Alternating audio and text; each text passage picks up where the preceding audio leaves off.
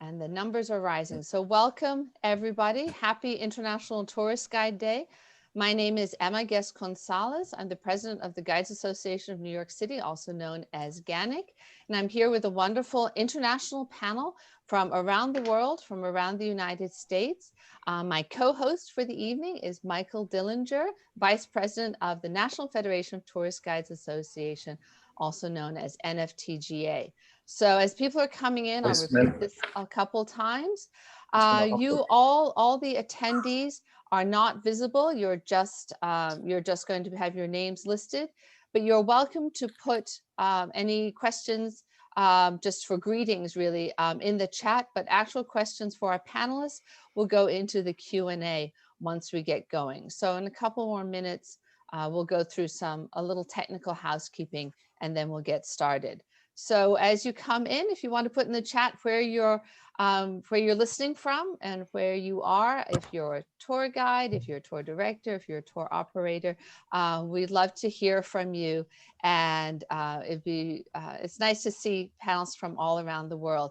We have 240 people registered, so I'm just watching the numbers go up. So yeah, so welcome everybody. Again, my name is Emma, and I'm president of the Guides Association of New York City, and we're here to celebrate International Tourist Guide Day. So please add where you're from into the chat, and we'll have a look. We'll be able to see where people are tuning in. Okay, and I see we already have one question. Yeah, hey, Hermit, this is great to see you. So yeah, so we'll add questions into the Q&A for our panelists once we get started with our conversation. So happy International Tourist Guide Day. Yep, numbers keep going up, so this is great. Michael, would you like to say anything? Oh, well, good afternoon from New York City. And yes, happy International Tourist Guide Day. And I love that we're doing this. And I will tell you that one of the things that I love about this is that I have learned more from my colleagues than from anybody else ever, from any class I've ever taken. And what really changed the game for me was I was a little over 5 years into being a full-time tour guide here in New York City. I went to my first World Federation of Tour Guides Associations conference, and it opened my eyes and changed my entire perspective on my work as a guide and where guides fit in our industry. And it was absolutely amazing. But the most amazing part of it was the connections I made with colleagues from all over the world, and the experience, the shared experience. And when we got to talk about how we do our jobs, the things I've learned, the tips I've learned, it's absolutely invaluable. And I'm so excited that we get to do this today and share this, because there was no international conference for us this year. And so that guides from all over the world can kind of hear this conversation that we're going to have today. I'm very, very excited and thrilled that we got to do this, and thank NFTGA, National Federation of Tour Guides Association, for allowing us to present this for International Tourist Guide Day. So thank you, Michael. And so everybody also, as you put your comments and your greetings in the chat, please don't forget to direct them to all panelists and attendees to make sure that everybody sees your comment. If you just want to tell the panelists something, or just want to tell us something one-on-one, you can change that. But please put all panelists and attendees to make sure everyone who's watching can also see where you're from, okay? And the chat will be open the entire time. Michael or I will be monitoring it. And as you're watching the discussion, if you go to view in the upper corner, please make sure you have selected gallery view, and then you'll be able to see everybody. If you have speaker view, right now you'll just see me. But if you have gallery view, you'll be able to see everybody, and that just makes it a little more interactive and a little more fun. So welcome again, everybody. We're just going to wait one more minute, literally one more minute, and then we'll get started. So again, my name is Emma Guest-Consales. I'm the president of the Guides Association of New York City, and I've been working on this panel discussion roundtable with Michael Dillinger, vice president of the National Federation of Tourist Guides Association, and we're really happy to have everyone here to celebrate International Tourist Guide Day. So I see lots of GANYC guides. I see some from DC. I see some Costa Rican guides from California, everybody from all over. So this is really, really great. So I think the numbers have sort of slowed down a bit. We are recording this, so if you have to step out, you will be able to watch this again. It will be posted to the GANYC YouTube page. But what I'm going to do right now is I'm going to hand over the introductions to Ellen Malasky, who is president of the National Federation of Tourist Guides Association, which is actually sponsoring this panel, and she's come to us from Washington, DC. So Ellen, go for it. Hi, well, hello everybody. Greetings on behalf of the board of NFTGA, and good day to everybody. It's so good that everybody could get together. Yes, I'm Ellen Malasky. I'm the president of NFTGA, and I'm a long-serving member of the Guild of Professional Tour Guides of Washington, DC. A little bit about International Tourist Guide Day. It was established at the WFTGA, and that's the World Federation of Tourist Guide Associations conference in 1989. And it was to be celebrated each year on February 21st. Now, I always wondered why the February 21st. Well, that was the day that WFTGA was founded. So that's their birthday. In 1990, the first time it was celebrated, only 15 countries belonged. Now over 70 countries participate in some way in National Tourist Guide Day, International Tourist Guide Day. In 1990, in the US, we had a number of individual associations, but there was no, well, NFTGA was just getting started, so there was no national NFTGA association or a celebration. It's not to say that the US hasn't always celebrated International Tourist Guide Day in some way or the other in the past. Through the years, a number of the associations have done a number of free things in their town. They've done free tours and free celebrations. The problem was for many of us, especially in the East, it's in the winter. And a number of our free tours, just there weren't people to come out for our free tours. I mean, today in Washington, I think it's going to get into the mid 30s, but it's not exactly a day you want to go on a tour. So a lot of people, we never had, we would do some things, but not others. But then a number of associations would have other ways. They do things for their membership. You'll see tomorrow night, GANYC's going to have their awards ceremony that they do celebrating tour guides and tourism. In DC a couple of years ago, we had all of the people who had been at the Tbilisi conference present what they had learned, and then we toasted International Tourist Guide Day that way and our fellow guides. But this is the first time, so this is the first time that NFTGA's had a national celebration. And using that old phrase, we're making a lemon of COVID and turning it into the lemonade of having guides across the country and across the world, Zooming together in our own homes. We're only able to accomplish this because of the wonderful work of Emma and Michael have done to set this all up.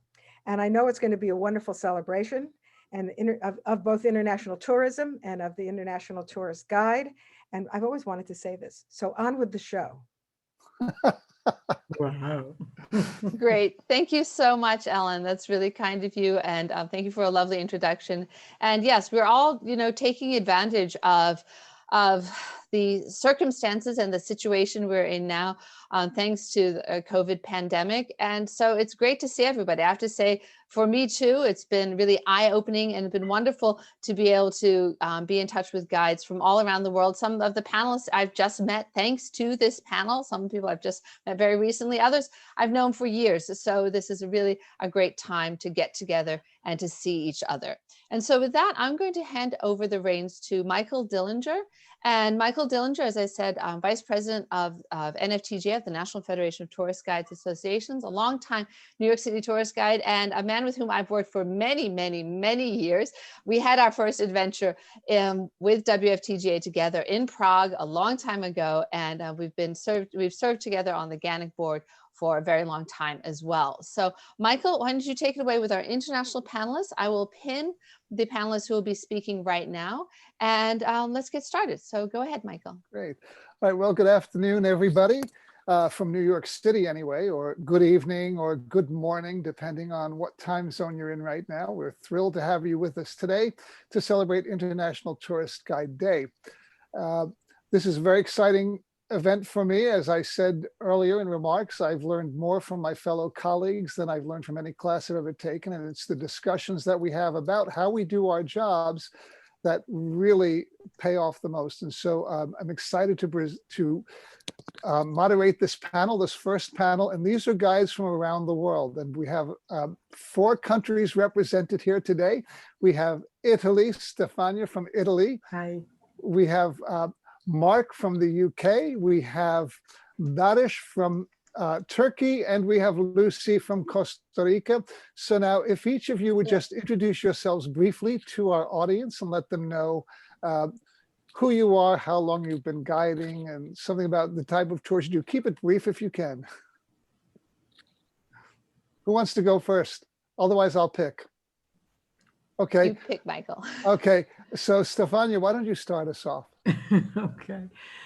So, dear friends and dear colleagues, I'm very happy to be with you and to share my experience with all of you in the strange world where we're all in now. I mean, I feel also blessed. I've been a guide for over 20 years, and I'm very proud of my job as a tourist guide. I work prominently in Venice, and in its surrounding area, in the Venetian Lagoon.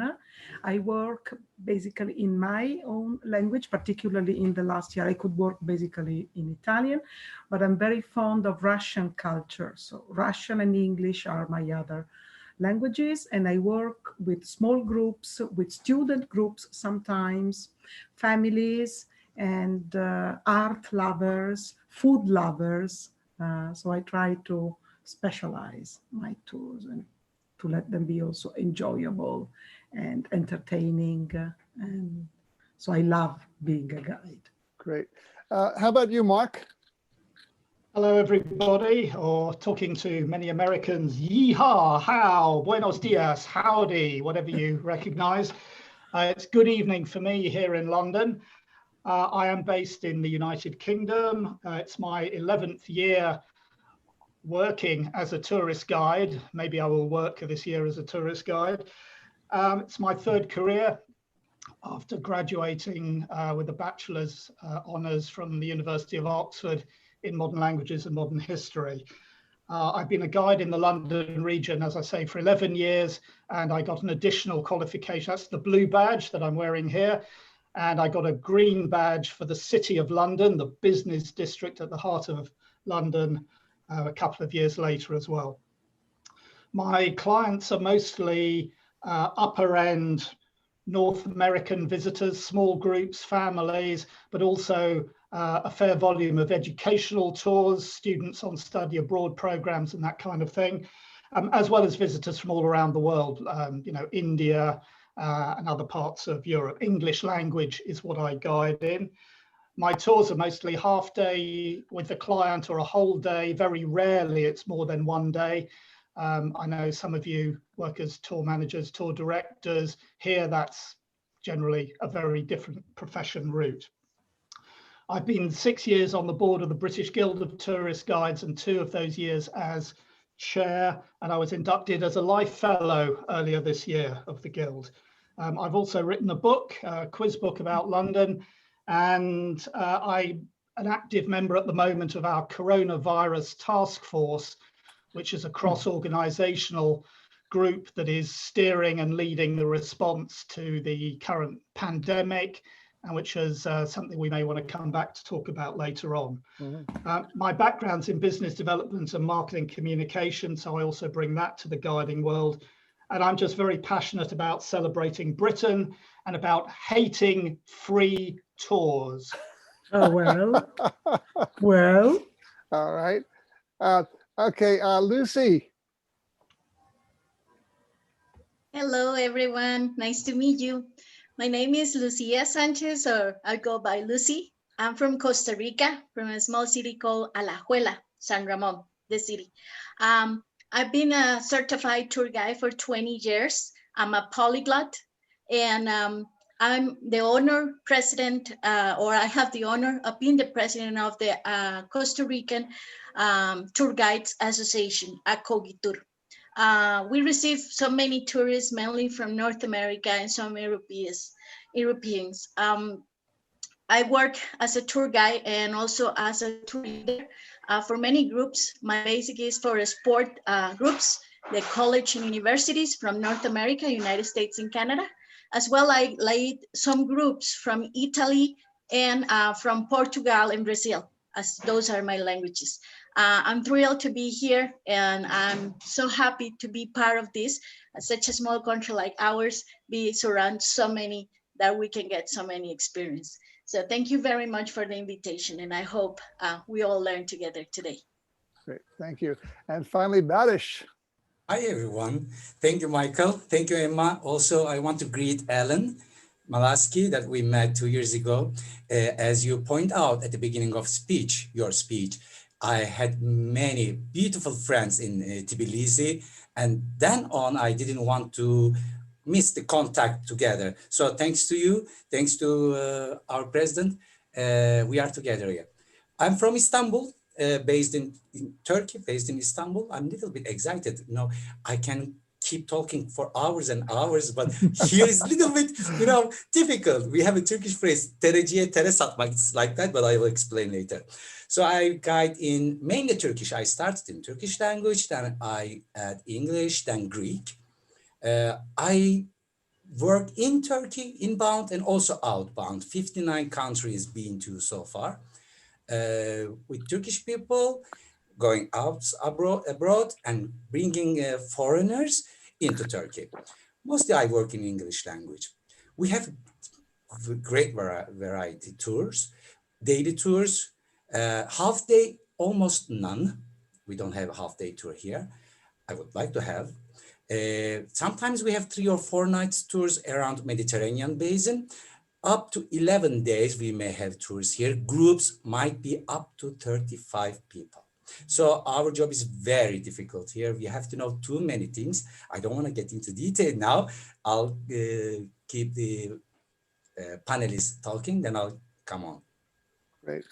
Okay, thank you. Well, now, as you know, we talk very often in this industry about guides being the ambassadors, the cultural ambassadors for their city, their country, to the world. So I'm curious to know what that actually means to you individually.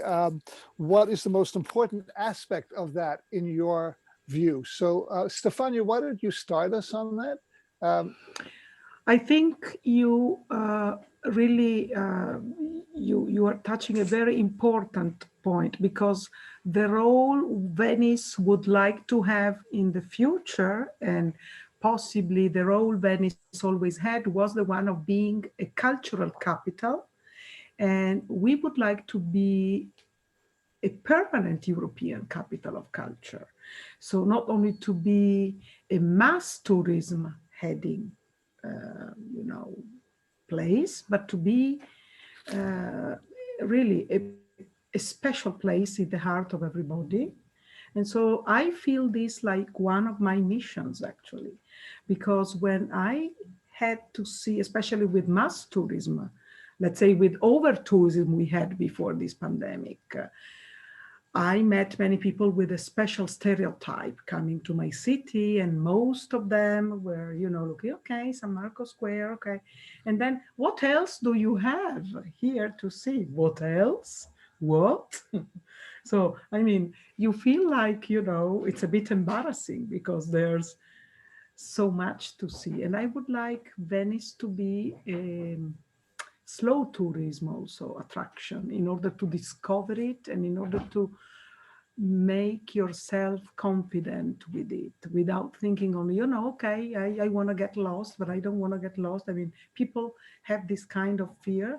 I want them really to discover, and there's a lot to discover in the region. So I feel all guides are really ready to be able to let people feel. And also another stereotype is when you feel like you are an ambassador, and the local population can be very embarrassing to tourists.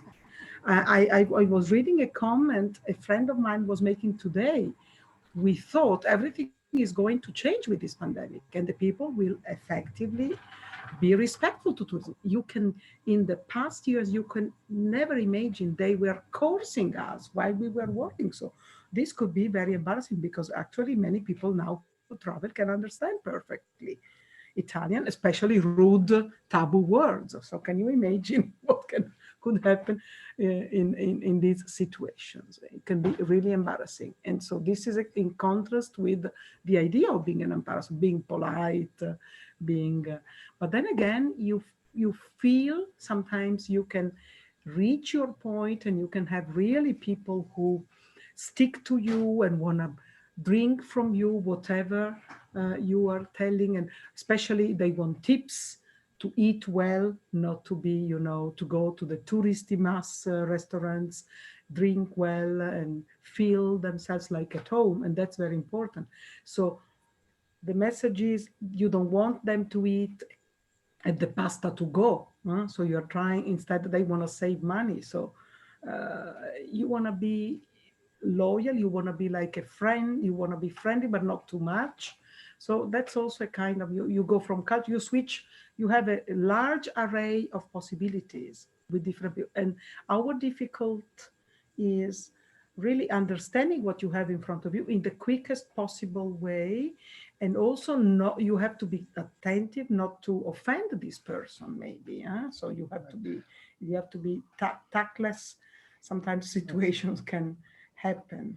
So Stefania, you brought up a really good point, and I think it's one that for all of the panel is that, so what do you do as an ambassador when you're with visitors and the locals are like, visitor, go home, we hate you, or they start cursing you out. So anybody want to chime in on that particular aspect? Believe me, they do.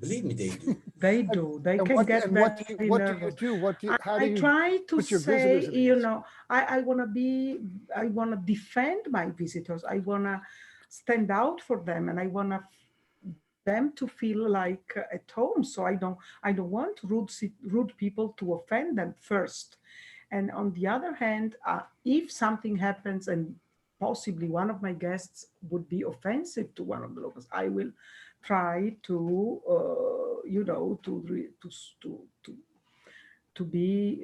to stay quiet, first of all, because this is very difficult for me. Sometimes I can be a typical Italian waving and you have street theater going on. I mean, that's Italy, and in Venice, this can be in every single minute of your day.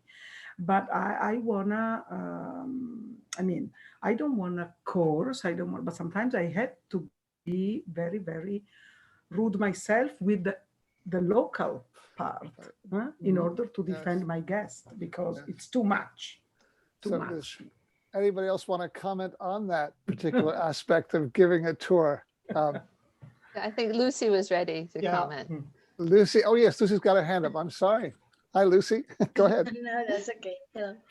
Oh, well, in this topic, it's interesting. When we are an ambassador, or as we are an ambassadors, and the question is like, how do you deal with locals thinking about the visitors that come here? Well, so many people will say like, well, it's nice. They will bring, and help the economy of the country. They will invest in here from the small places to the big chain of hotels.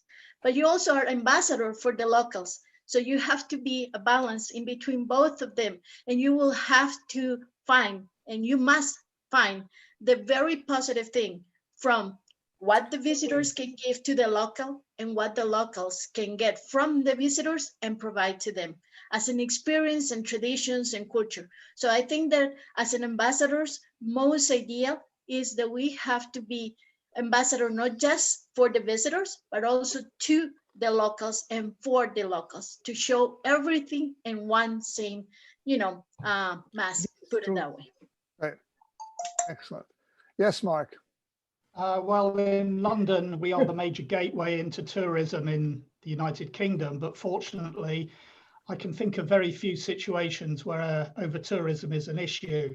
There is one particular tour in the East End of London, the Whitechapel area, where celebration of a certain notorious murderer from the 19th century can cause some very difficult flashpoints with locals who quite reasonably get fed up of hearing bullshit spoken under their windows throughout the day, gory bullshit sometimes as well. So otherwise, you know, there are islands off the coast of Scotland where cruise ships arriving can cause big problems, I think, like in Venice.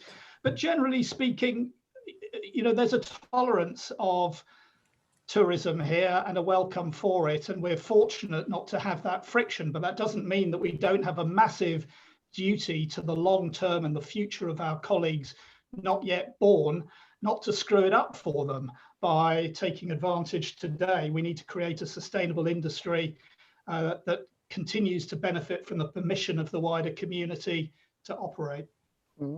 There are some situations in the Cotswolds, a very picturesque part of the country, where a very pretty village called Arlington, there were situations where Japanese and Korean visitors, I'm sorry to single them out, were literally walking up the pretty garden paths and staring through the windows into these picturesque houses. People live there, folks.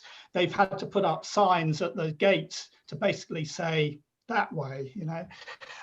But generally, we're lucky. It's an accepted thing and welcomed. Yep. Okay, Barış, you have anything to add on this topic?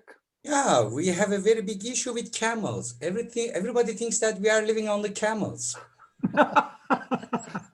The second issue is the religion. Most of the time, if you know, Turkey is not like Arabic country Islam, but we have localized Islam understanding. It takes time for them to understand, to figure out what sort of country we are. But thanks to God, I have very good assistance. Turkish cuisine consists of Armenian cuisine, Greek cuisine, even Russian bread, Arabic sweet. It's beautiful combination. It helps me a lot here.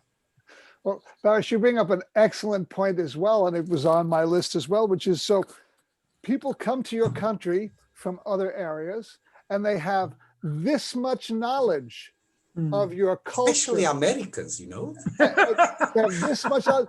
And they have to start the Romans from 200 BC, you know. And everything they know, they've gotten from the media, and they know this much. And so they come and they expect you to be, and that much is not correct. So how do you, as ambassadors now and as guides, how do you deal with their preconceptions? How do you address them? And how do you educate them and take them from the little they know and show them a wider perspective and give them an authentic, a real experience, not the thing they saw in the movie, but something that's real and speaks to the heart of your culture? How do you, too many questions you ask now. How I'm gonna remember? I'm already excited. You know, I missed to explain who I am. Take part of it.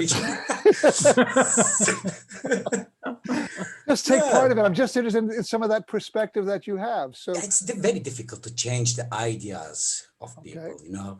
But if they are positive, if they have a good intention to understand you, if you are sincere, if you don't make benefit out of the subject, the topic, they understand you. But doesn't mean that always they change.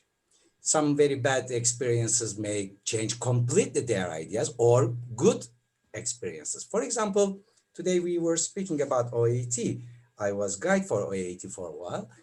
They have 2 days accommodation, 2 nights accommodation in a village house. That was the perfect way to localize the tourists, for example. The first comes to my mind. Okay. So anybody else? Lucy, you have your hand up again. Yes, go ahead. Well, I think that, and sometimes it's hard. So many people will come, and even if they study from a book guide, from national history or whatever, they come with a different idea. We have a Caribbean coast in Costa Rica, and when they come to our Caribbean, they expect the white sands, and we have black sand because we're volcanic product. Okay, that's one thing. So imagine how hard it can be that in just few hours, people from a cruise ship comes down and, explore the country. And as a guide, we have to try to give him all the information that we have to make sure by the end of the day, they go back and they say, well, I was in Costa Rica, the country.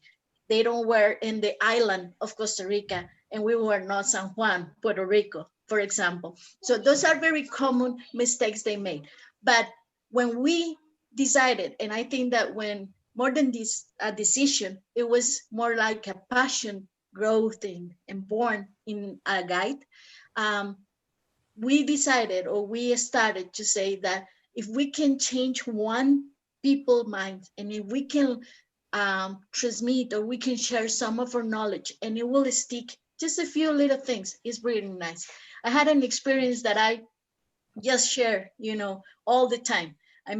I was a tour guide from cruise ships, and I was just using, learning. So who wants to learn Spanish? And I said, well, Sisi, in Costa Rica, you just need 3 words to learn. You will learn, you need to learn how do you say bathroom, and it's baños. And if you're thirsty, how do you ask for a drink? If you're on vacation, and everyone is like, oh, cerveza. No, here you ask for Imperial, which is a beer brand of Costa Rica, Imperial. And the last one is pura vida. Pura vida is like our distinct word. It means like everything is cool, everything is nice, everything is full of life. It's pure life. So you learn these 3 words and it's easy for you. Why? You will never forget them. And it's that easy. You just go drink 2 beers or 2 Imperials, then you go to the baños and you feel pura vida. And it's amazing how over the years in one spot called Tortuguero in a little town, a sir came to me and told me exactly the same thing. And he said, oh, my tour guide on that cruise ship, she was so nice. And it was me. So one few hours that I just say, something funny, but it got into the mind. So it's hard, but if we can get one people to learn just a little bit of all the history and all the things of Costa Rica or countries, it will be just, succeed. Right. So have any of you ever been in a position where you've actually had to correct somebody because they were so wrong and you just had to kind of just stop? And how did you handle that without like alienating them or the rest of the group? Mark, your hand shot right up. I just figured you had something. Unmute yourself, Mark. You have to love those Americans, don't you? They know our country so well. They've seen television. They know we all live like Downton Abbey. They know that we all have tea with the Queen every week. The stereotypes live long and strong after all. We're all bowler-hatted gentlemen in the city, right? So I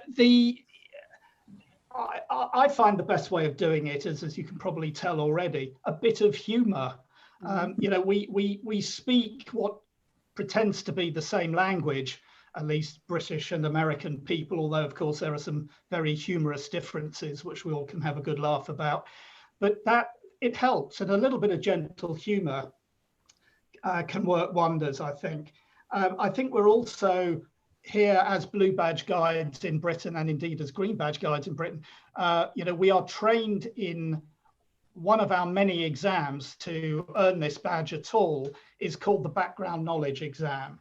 And it's a crucial part of the syllabus because it is literally, as the label says, the background knowledge to the entire country. So it's everything from literature to the legal system to how many children go to private school versus public school. It's the kind of dumb questions, there are no dumb questions, but it's the kind of dumb questions that a first-time visitor is going to ask. Why do we drive on the correct side of the road and all of you have chosen to drive on the wrong side of the road? Are you sure? You sure you're very sure, very sure. I'm very sure. It's my country and you'll listen to my version, please, while you're here. And it's a much more entertaining way than saying nobody knows the hell why it happened, but at least you give them a couple of plausible options. So these things, the background knowledge is really important because it equips us differently to anybody else who's an unlicensed, unqualified guide who just thinks they know their way on a coach from this site to that site. We actually can answer these questions knowledgeably, with credibility. And, you know, back to your question before about being an ambassador, I was going to throw in that, you know, my approach to the job, and I think in common with many of my colleagues here in Britain, is that I am an ambassador for the badge. I am an ambassador for the brand of professionalism that this badge represents, and that my colleagues who have sweated blood to earn it as well represent as well. We represent a quality of guiding and of knowledge and of craft skill and expertise. Excellent. That we want to impress on our customers. I am an ambassador for my brand of profession. And yes, of course, I'm an ambassador for my country, my city, my culture, my legacy of empire, whatever else baggage comes with all of this. But you have to unpick what bits are relevant to the job. And the bit that is always relevant every day is wearing this with pride and explaining what it means. And the customers seeing the relationship with key sites like the Tower of London or Westminster Abbey, who respect what this training brings and welcome us onto their sites.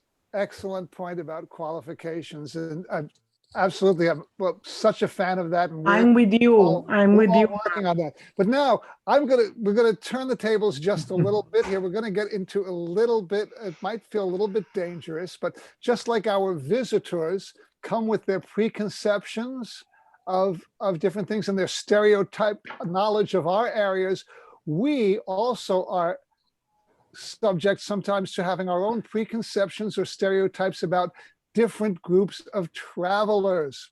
And it's informed the same way. We have the same limited amount of knowledge that we get from watching movies and TV and whatever. And so how do you then, as a professional and as an ambassador, where do you go? What tricks do you use or tips do you have to say, when you've got a tour, you just think, oh, I just can't deal with another group of Frenchmen or whatever. Do you know what I mean? You just, where do you go and how do you work against that so you don't let that color then how you behave or relate to your group? So I would like each one of you to kind of share any kind of perspective you might have. Just pick one group and just a little story or whatever that and something you found useful in dealing with like a block that you had. So who wants to go first? Anybody? Mark? Okay. All right, I'll have another go. So I can think of an incident early on in my guiding career where for the first time I had a group of senior, very upscale visitors, of about 12 of them from India. And there are some cultural differences. You know, timekeeping is an interesting concept for Indians, for example. And I learned the hard way that what you give as your take on history, having been trained in it, isn't the same as the receiver's end of imperial history. So you may drive past a statue and kind of dismiss it as you go past to some general or other. But that sound of spitting on the floor that you can hear from the back of the bus is the rather offended people at the back who remember that this general tramped all over their country and destroyed many of their ancestors. And he's definitely known to them, even if you don't have the courtesy of knowing who it is. So I learned from that one very big lesson, which is we learn from our customers and clients at least as much, if we're listening properly, as we learn on the course and as we learn from our colleagues as well. And we should never stop learning from our visitors as well, because they have knowledge, they have perspectives, they have reinterpretations of history. And yes, they may have prejudices, but then we're all human beings. Excellent point. Okay. Stefania? I can tell you about smelly canals in Venice. It's a prejudice many visitors have when they are, but today the canals are not smelly anymore. Or another prejudice regards over-tourism. We went exactly a year ago from over-tourism to zero tourism. So this is now going to be maybe another prejudice. I was listening carefully to Mark, because my point is also with Indian people. I had real difficulties with them at the very beginning, especially when they were doing this to me, you know, I was very worried. What am I doing wrong? You know, when they greet you, and instead they're very happy when they do this gesture with their head. They are satisfied. And instead, to me, as an Italian, this meant disconcern, or maybe I don't understand. And I had, yes, exactly. Well, now Barış is better than me. Turkey, you know, Indy, Turkey. But I mean, it depends. I still have difficulties working with big groups, especially of Indian people, especially if I have to manage them for a short time. If I work with families, it's much better. And I learned how to manage them. But to me, practical experiences mean a lot. So after a while, I could understand more their point and their point of view, and I could relax also, because to me, when I work and I'm not relaxed, I can make mistakes. I can be out. I can feel I'm not confident on what I'm doing. And so that's very bad, too bad. And I feel blocked. I'm not giving my best experience to the people. So Barış, what group gives you the most problem that you have to kind of expand your view of? What I have to deal with mostly politic prejudice. Okay.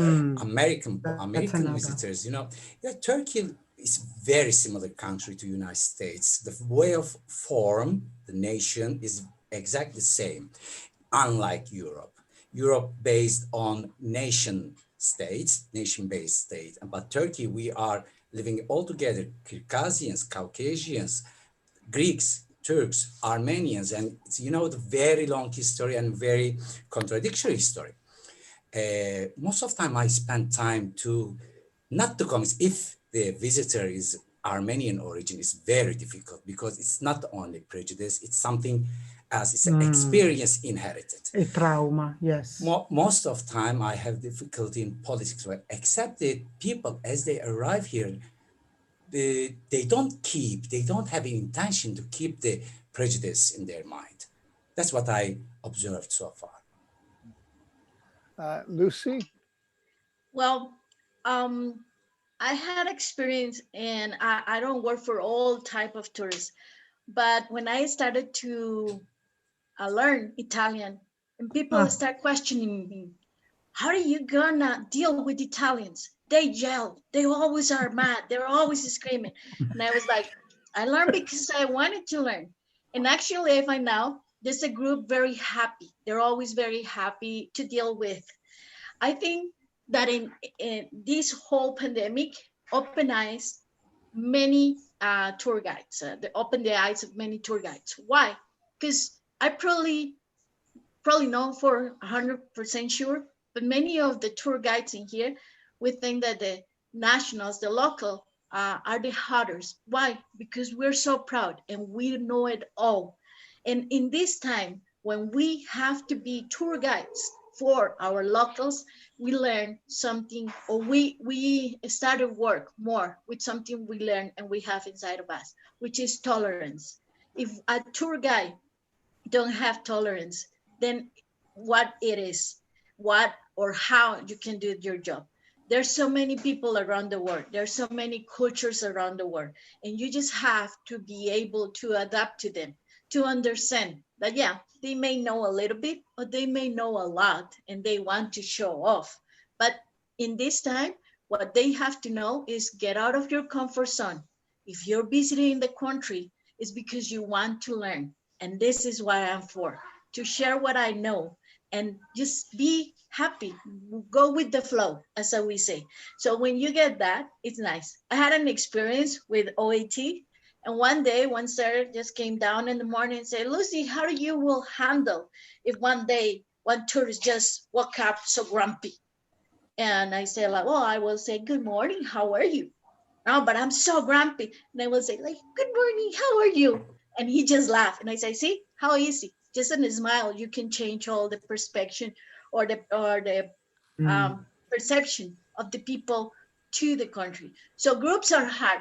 Cultures can be different.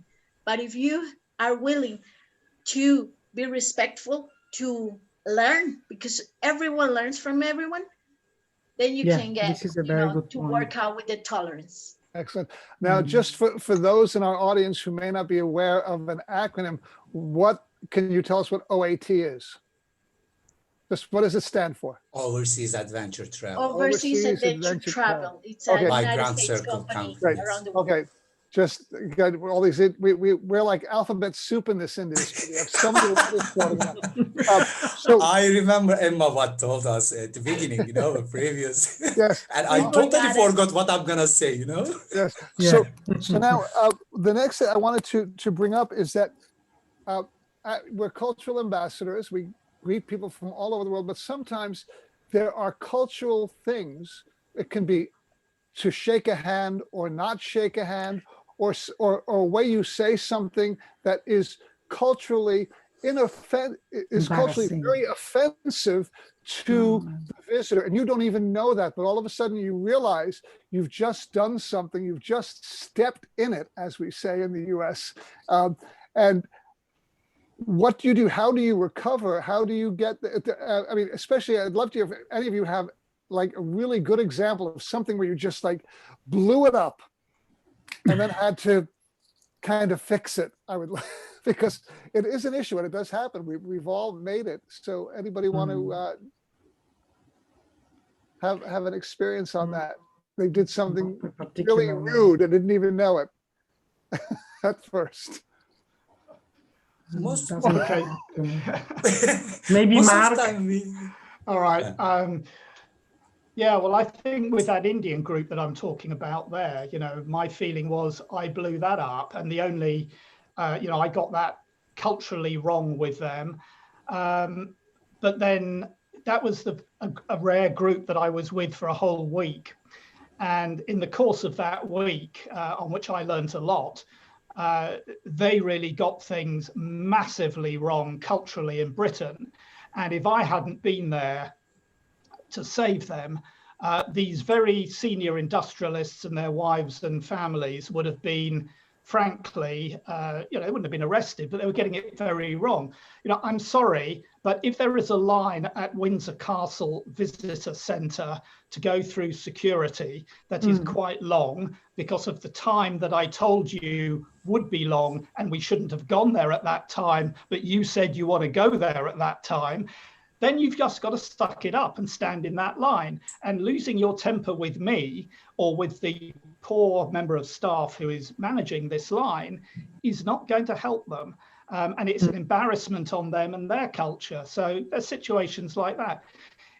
They wanted outside Oxford to have lunch.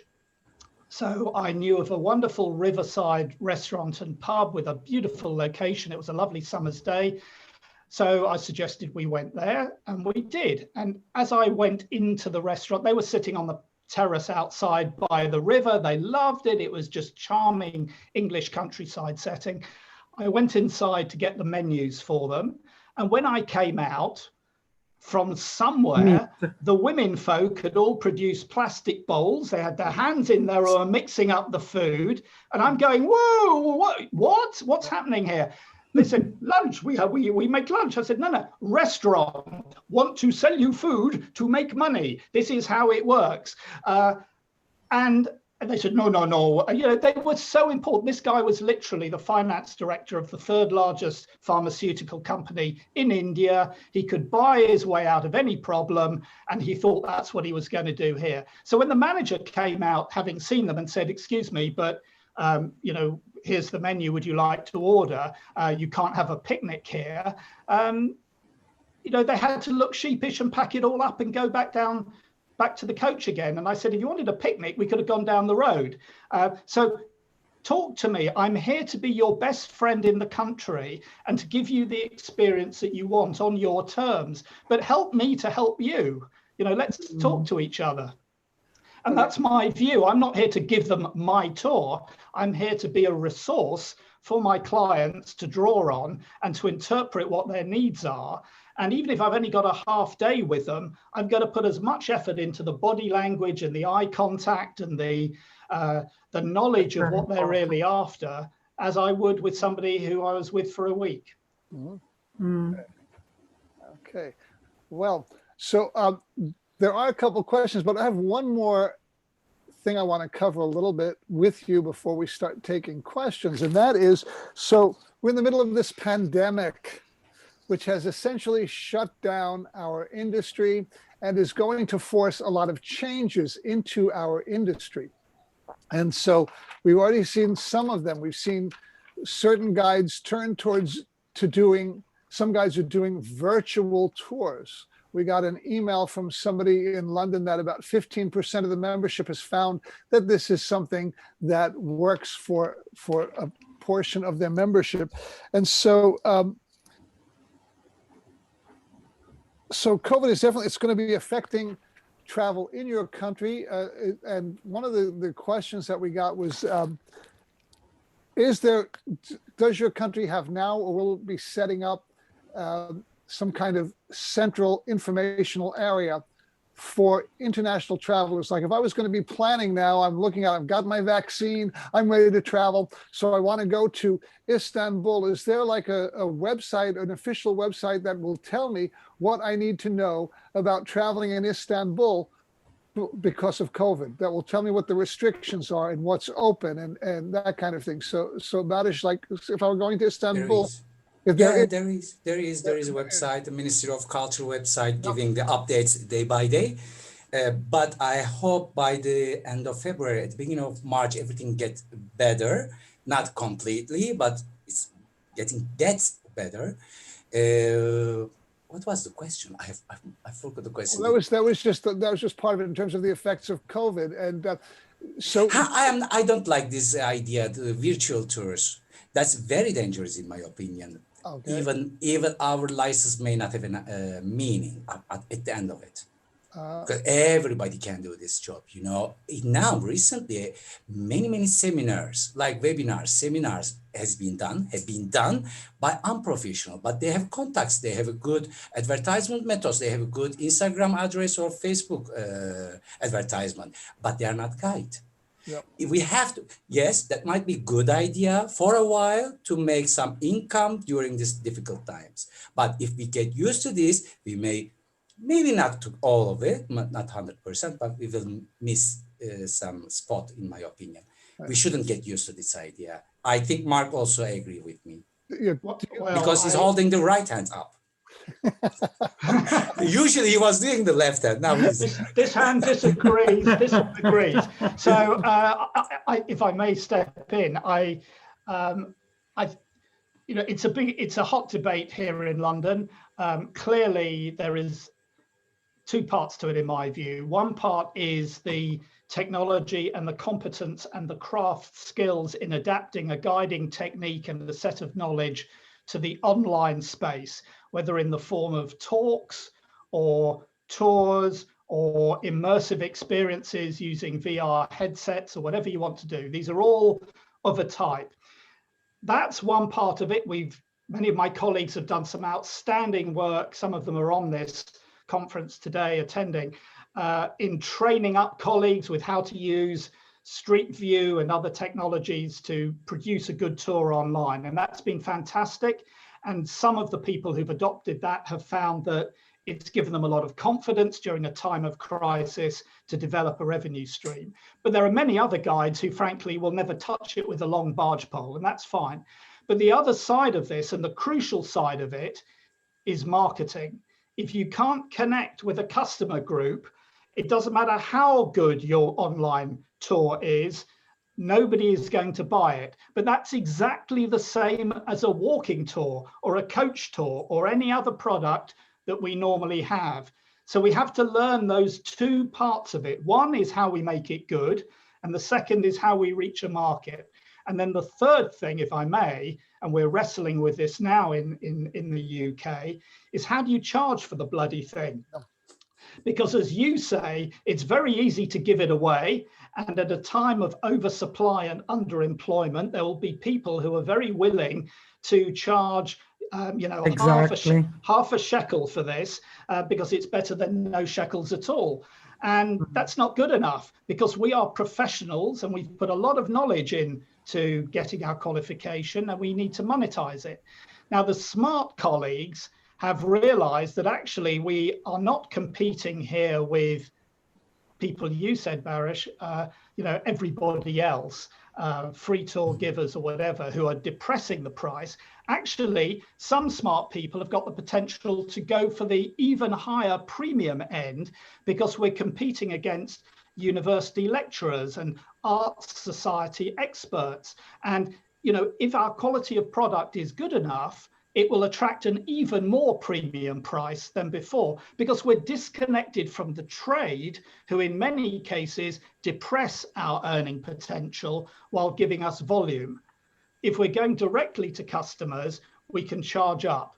So I do know of colleagues here in London who on virtual tours are now literally getting hundreds of people on their virtual tour, which would have been impossible if they were physically out on the streets, and are earning significantly above what they would have been earning before. It doesn't mean they don't want to get out on the streets again as soon as it's possible to do that, and that customers won't want to do that. But for now, it's very good, thank you, and I think it will endure for quite a long time. Right. Lucy, you look like you were going to say something. Yeah, I was just following what Mark was saying, because in Costa Rica, we have, about almost 3,000 tour guides, certified tour guides. And one of the things that makes a tour guide, it's, that nice to interact in person with the people, to can show, to can, express ourselves with our hands and our faces and everything. But when we start this pandemic, we came and many of our tour guides move and relocate with jobs. And some of them, and not some of them, some of the companies that saw a potential of making this business with virtual tours, some of our tour guides, colleagues, they came out and they experienced this. And it was very hard for some of them. Some of them, they don't know how to use a computer, but they learn, they adapt. That's a good thing that we have. Tour guides, we can adapt, we can renovate. But I think that we just tour in a cruise ship for a few hours, I always say, this is just the taste of the whole cake. So many of our tour guides, as a virtual tours, they just giving people a taste of what they can actually have more in a real life. So we have experience with one of our tour guides that he started to do it and got a few people, from local. But then these people make a reservation to go to his place and, see around, and then spread the word. And he now is getting back, many people, small bubbles, as way they say, here and there. But I think that the technology, as Mark say, it's, if we put it on a marketing way to keep being alive on tourism as a tour guide virtual, it's okay. But I don't think so. And I'm with Barış. I don't think so that tourism will turn all into virtual, because since the all beginning and all the times, people like to travel. Humans need to move from one place to another. And that's why we are tour guides, because we like to walk with people. We like to show things to people. And the only way to do it, it's interact. As Mark say, they can do money right now, but I'm sure they're dying to get off. Yes, you're right. It's not going to change from today to tomorrow, but Google may interfere every single business, Lucia. I can visit the British Museum. I can walk in. I can read the titles, descriptions, Yes, our business, our profession will not die because our job based on face-to-face relation. But if everyone, like I said before, get into this business without license or with license, it's going to be confusing. Could be advertisement, like you said, as a menu, the taste, just 1 hour for Troy could be, I can take you Troy for 5 hours, but I can make it 45 minutes to convince you to come here. Or Buckingham, just 30 minutes Buckingham might be enough, but Buckingham may take maybe 4 hours, maybe 5 hours. That's what was my point that I wanted to point out. Well, I would also add that look at us here on this conference. We are all joined together in a way that we could never have been if we'd had to get on a plane or on a ship or swim to New York and sit in a room together. And frankly, Yes. many of us wouldn't have bothered. But so for people who maybe have physical impairments, and can't get out of the house as much, it's a very inclusive form of socialization. Participation. You know, there are many benefits if you want to look for them. It's not a replacement, but it's another string to the bow. Stefania, did you want to add something? Yes, we have here in Venice the experience of a colleague of ours who got interviewed by one of the main Italian newspapers, and her video is online, so you can actually follow her. She realized a sort of interactive system of tours, and she's very active on that. She's like our avant-garde virtual tourism experienced guide. Her name is Luisella, and apparently now in Venice we are having a big discussion about how pricing, which is the right pricing for a virtual tour. This is actually at the moment, and we are also discussing about shared tours for local people who we hope we can work in the past season. My colleagues who were particularly active in working a little bit more than others were those receiving French, Dutch, German tourists. Of course, the English tourism was a bit, British tourists were quite traveling a lot, but of course, American ones or Australian ones. Oh, I should say something. Forza Luna Rossa. Huh? Today, the Italians, well, won in the sailing competition. So I have to stand up for my Italian fellows. Right. And I'm very proud of them. Okay. But I mean, So I am ambassading. Do you see this? I am ambassading here. Yeah. See, I am ambassading here. No, it's a Turkey. This is Raki. Raki, of course. You have to come here in order to explain you, Emma. Okay. This is just a teaser, as one of the guys, friends say, Raki. It's all Mediterranean, Eastern Mediterranean drink. And also I have some sarma, but I will not explain you now. You have to come here for that. Okay. So we'd like to ready to come. questions if we can. We'd want to try to entertain some questions if we can. I actually, right now in the Q&A, I see one that hang on a second. I have also another. We have our cooperativa of guides. It's a special enterprise we have here in Venice. I'm part of it. I'm a member. We had an interesting experience a few days ago. We have Mardi Gras, and Mardi Gras in Venice this year was pretty much virtual. And my friend Julia had a very interesting tour with an editor, Leentje, for students learning Italian abroad.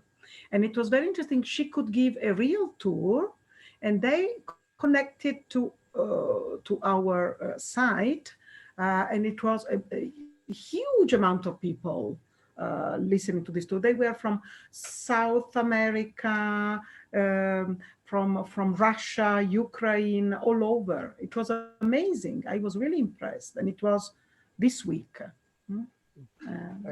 Well, I see one question, which I think is really kind of interesting here in the, I'm going to edit it a little bit, but almost every place has a site that everybody knows from a popular movie.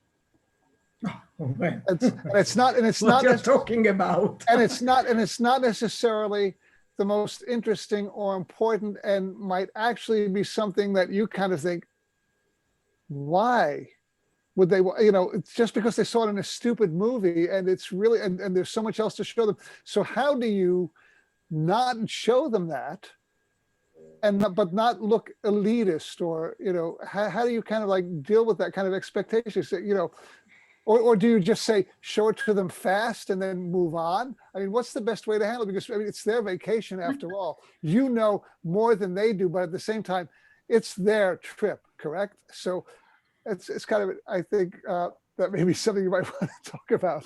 Yes. You want to talk about Spider-Man or about Spider-Man in Venice and all over Europe? But I mean, I enjoy, I mean, if I am working with a family and their kids want to have a look at this kind of stuff, I mean, I'm not against it. I'm with them because, as you say, it's their holiday. So. Yeah, I definitely agree but with they that. don't buy us, you know. Yes, also. Before we close, I have to say some words, Michael. Is that okay for you? Wait, Emma's Before we finish. Wait, Emma's giving us a signal.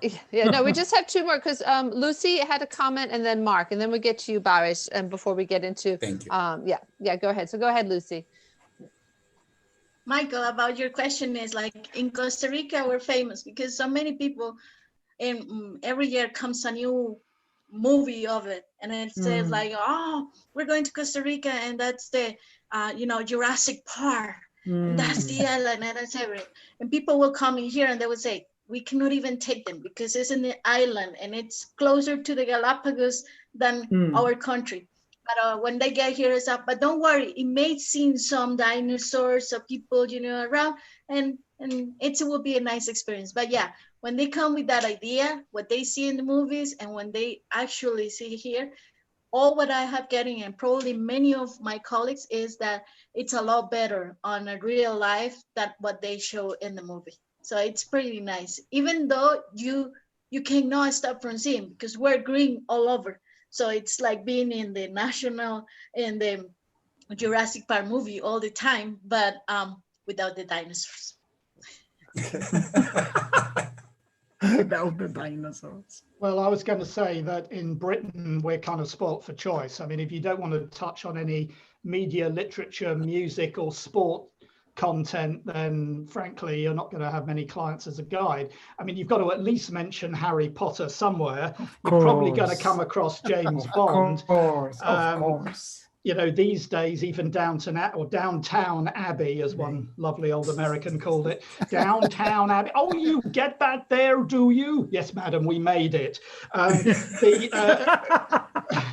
The Crown, Mr. Bean, Outlander, and of course, if you haven't seen Bridgerton yet on Netflix, then you're missing something.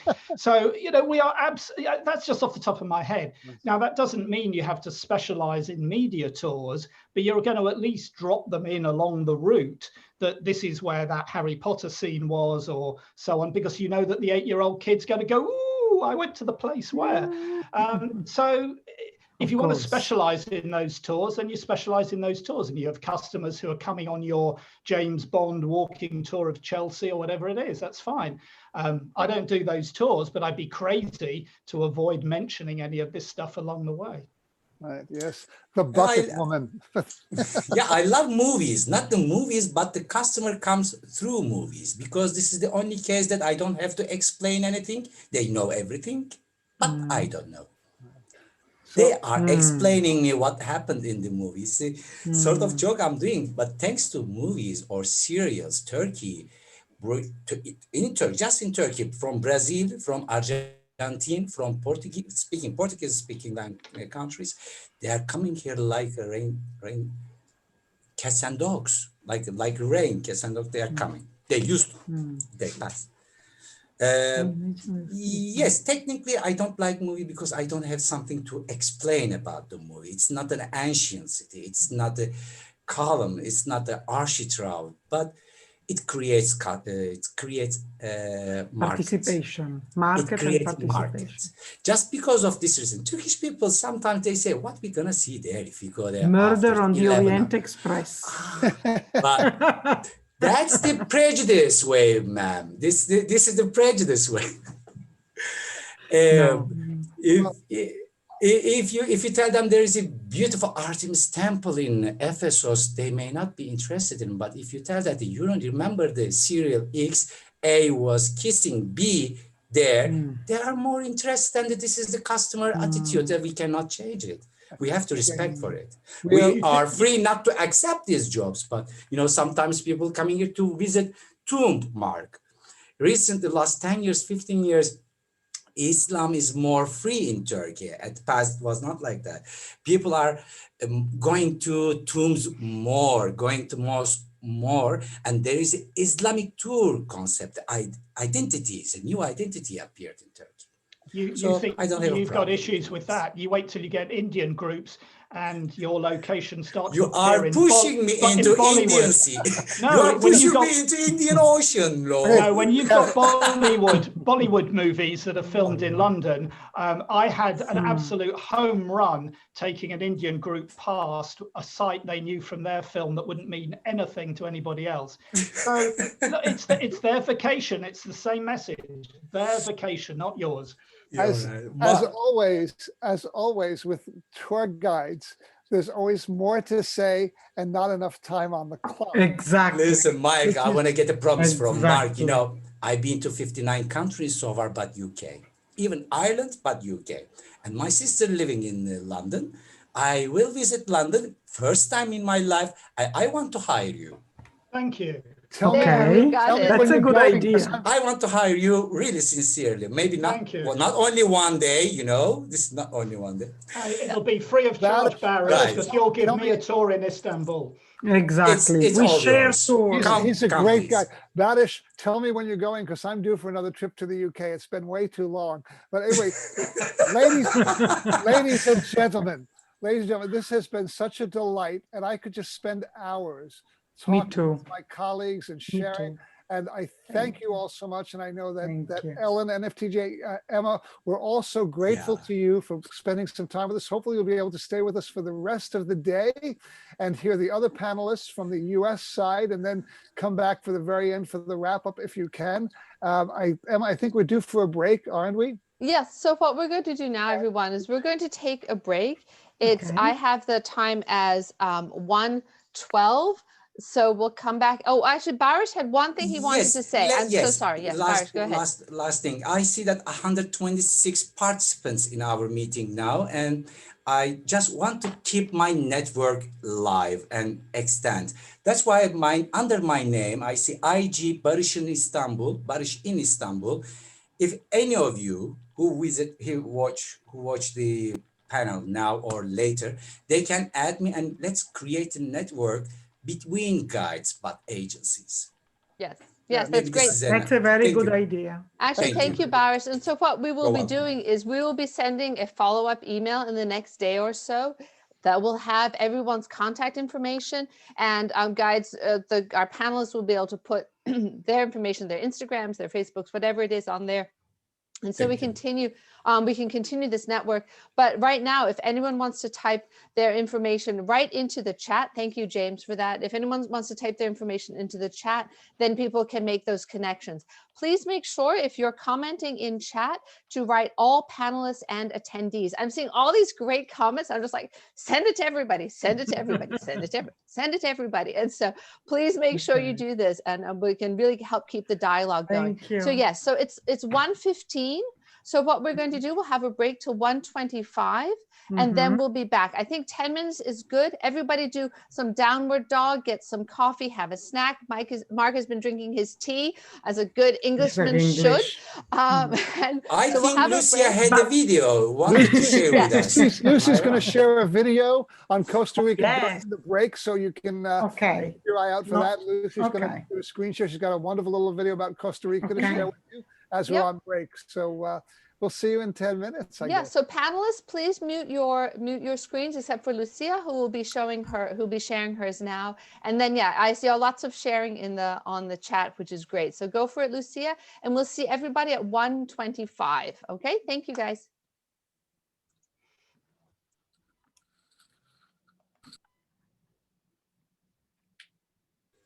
Oops, are we leaving all or we stay here? Oops. Hold on. Okay, Lucia, I will. We're asking you all to mute yourselves now. Yeah, and then Lucia will show her video, and we'll come back at 1:25. There you go. Hope you join.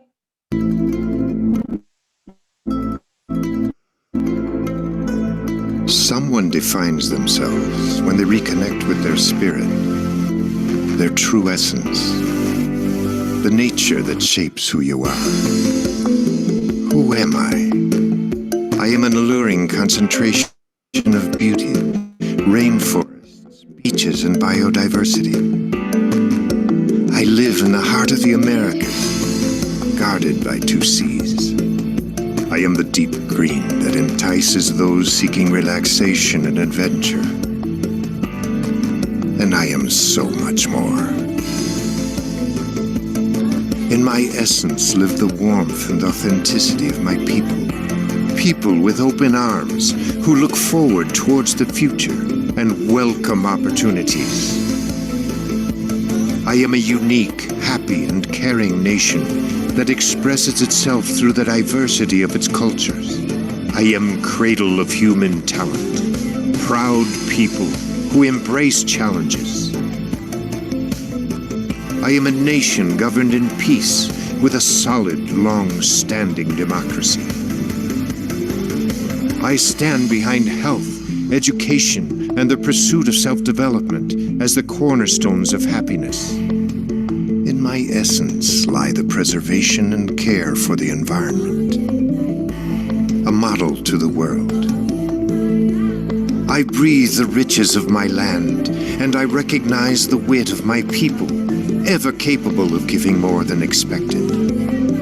I am a trustworthy and reliable nation, distinguished by the value of what I create.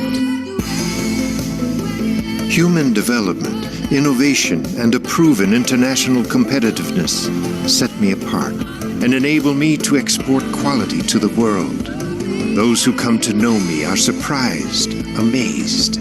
My greatest aspirations can be found in my concentrated essence. I am a country that attracts those who seek the value of excellence and the commitment to sustainability. I have much to offer those wishing to purchase, invest, produce, and develop. I have the required human and technological capabilities to achieve this. I rediscover myself by searching within. I find myself in what is vital, in what is true. I rediscover what is important. I am green. I am happiness. I am solidarity. I am talent. I am innovation. I am quality. I am diversity. I am concentration. I am essential Costa Rica.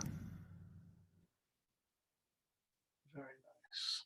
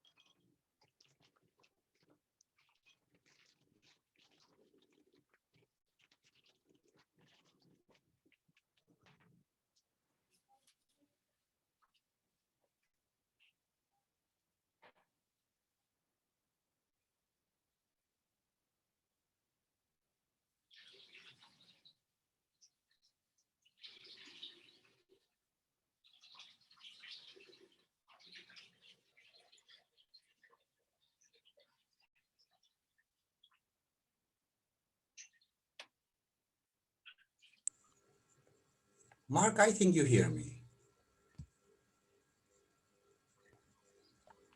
I can, yes, Barış.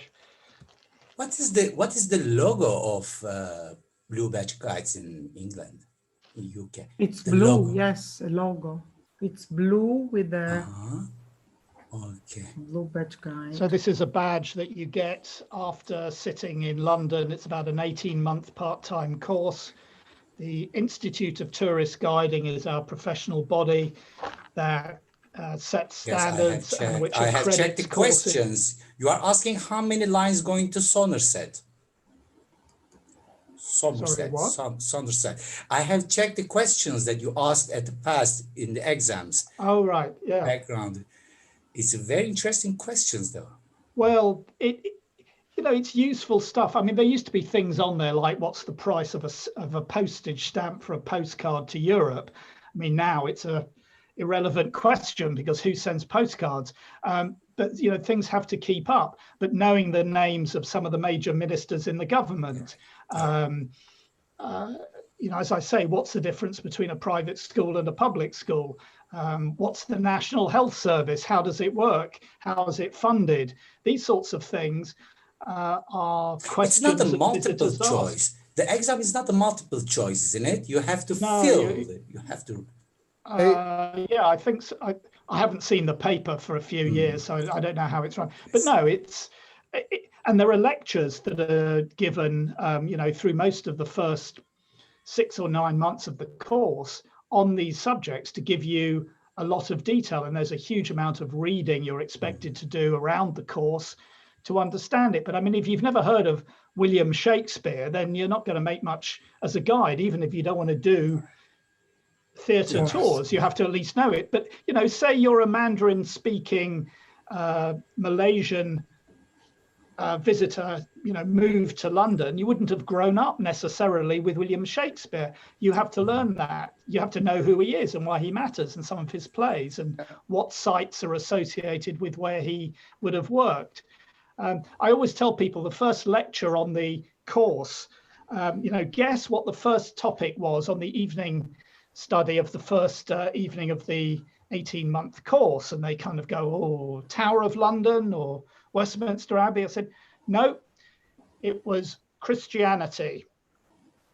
Because if you can't explain and understand, Jesus and the disciples and the apostles and saints and the main dates in the Christian calendar, how are you going to explain the Reformation and the split between the Catholic Church and the Protestant Church, the creation of the Church of England, what these buildings are that are called churches or cathedrals or all this stuff? You're at a huge disadvantage. But if you've grown up in a culture that was either non-religious or of a different religion, you have to at least know the basics. These things are important. Why I asked? Because I liked very much the GANYC logo.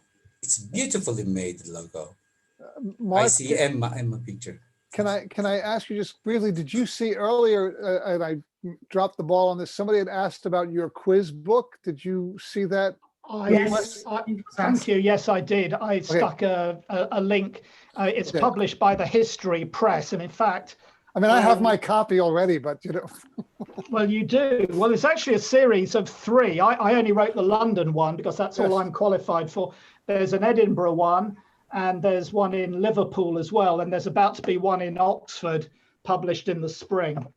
I mean, I won't say that it's, topping the bestseller charts. Are they all written by you, Mark? No, I just said they're not all written by me. I'm only a London guide, so I've written the one for London. But so I've kind of managing edited all of them. I found the authors for the others for the series.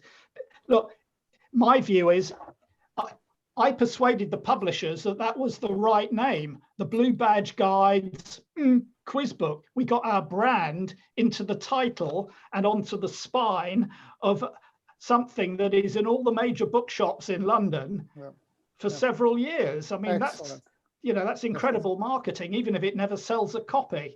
That's excellent. So now for my beautiful international panel, we are giving over the stage now to, in a moment, to Emma Guest-Consales and the U.S. panel. American. You'll hear their perspectives, hopefully. Okay. So we're going to ask you to mute yourselves. Sure. You can also, and if you need to contact each other, of course, we do have that separate thing on WhatsApp for you guys, a group chat if you want to chat in there, or chat in the chat right here. Yeah, so I'm just pinning the American group right now, the USA-based group right now, so everybody will be appearing. Just get Leentje up there too. So welcome everyone. I hope you all, when we did the little 7th inning stretch here, and I see some great comments coming through on the chat about licensing and about licensing tourist guides, and different cities, different countries have different rules for that. So we'll definitely touch on that in our discussion. We also have a couple questions in the Q&A, and once again about licensing, and another great one about guides working with their local populations, which is something, you know, we often do touring local. So something's just to keep in mind. But we're going to start the same way Michael started out with, and that is having our panelists introduce themselves. So we'll just do a little round robin. So we'll start with Alison. She's actually our farthest away in the US because she's in California. So Alison, if you'd care to introduce yourself. Hi, everyone. Thanks for coming out for our international meeting for today. My name is Alison Merrell, and as Emma said, I am in California. And I've been working as a professional tour director for 20 years or so, 21 years. I first started out attending International Tour Management Institute, which is ITMI. Many of you have probably heard of it. And so that's my certification. In the United States, we don't really have any obligatory national, or in very few places, local certification. We don't have any much that's obligatory for that. So I've got my ITMI certification. I'm a member of the San Francisco Tour Guide Guild as well, which is a wonderful organization for keeping our skills sharp and exchange of knowledge. And mostly I work with French language over the road. So I do a lot of different tours, but the bulk of my work is these long, what we call over the road tours, which is basically from, for the French groups, it's basically from 9 to as many as 21 days, although the average is about between 10 and 13 days for the French language groups. Mm-hmm. Great, thank you, Alison. And Leentje, we're sort of coming east from across the country. My name is Leentje, originally from Belgium, now in Chicago. I've been doing tours here since 2015, mostly walking tours, also bike tours for European clients in French, Dutch, and English. And in 2016, I started this alliance Via Americana, which is an alliance of now 9 Belgian female tour guides, all in different cities in the US. Great, thank you, Leentje. And Nick? I've been a tour guide since 2010. My niche is German-speaking tourists. And I'm cheating there because I spent the first 10 years of my life in East and West Germany. But I'm the only certified independent tour guide in Philadephia that gives tours in Germany. Not that that leads to a lot of business, because most Germans think they speak enough English, that they don't need a German-speaking guide. And I don't have a chance to tell them how wrong they are. I've done tours for a wide range of guests, ranging from members of the German Parliament, the Bundestag, Lord Mayor of Frankfurt, all the way down to real people. And I want to take a second to answer that question that was asked about Rocky. What do I do when people want to see Rocky? I specialize, my normal tour is the historic district. But if they want to see Rocky, then we have a way to get there. We take them there because Rocky, the story behind Rocky is also very interesting. As a matter of fact, when I do bus tours, sometimes there are traffic problems. For some reason, they can't get out of New York. And they come here an hour later, and they have late, and they have a half hour to see Philadelphia. So I asked them, do you want to go see the Liberty Bell, or do you want to go see Rocky? I can't remember any group that said they wanted to see the Liberty Bell. And Rocky is an interesting experience to get to see a nice part of the city. And I get to tell them Sylvester Stallone's rags to riches story, because when he wrote Rocky, he was basically broke, and he wouldn't let anybody film it unless they let him star. Yeah, it appears like we've lost Emma for a moment. Patrick? Sure. Hi, guys. Sorry, everyone. I got kicked out for a second. Here I am. Okay.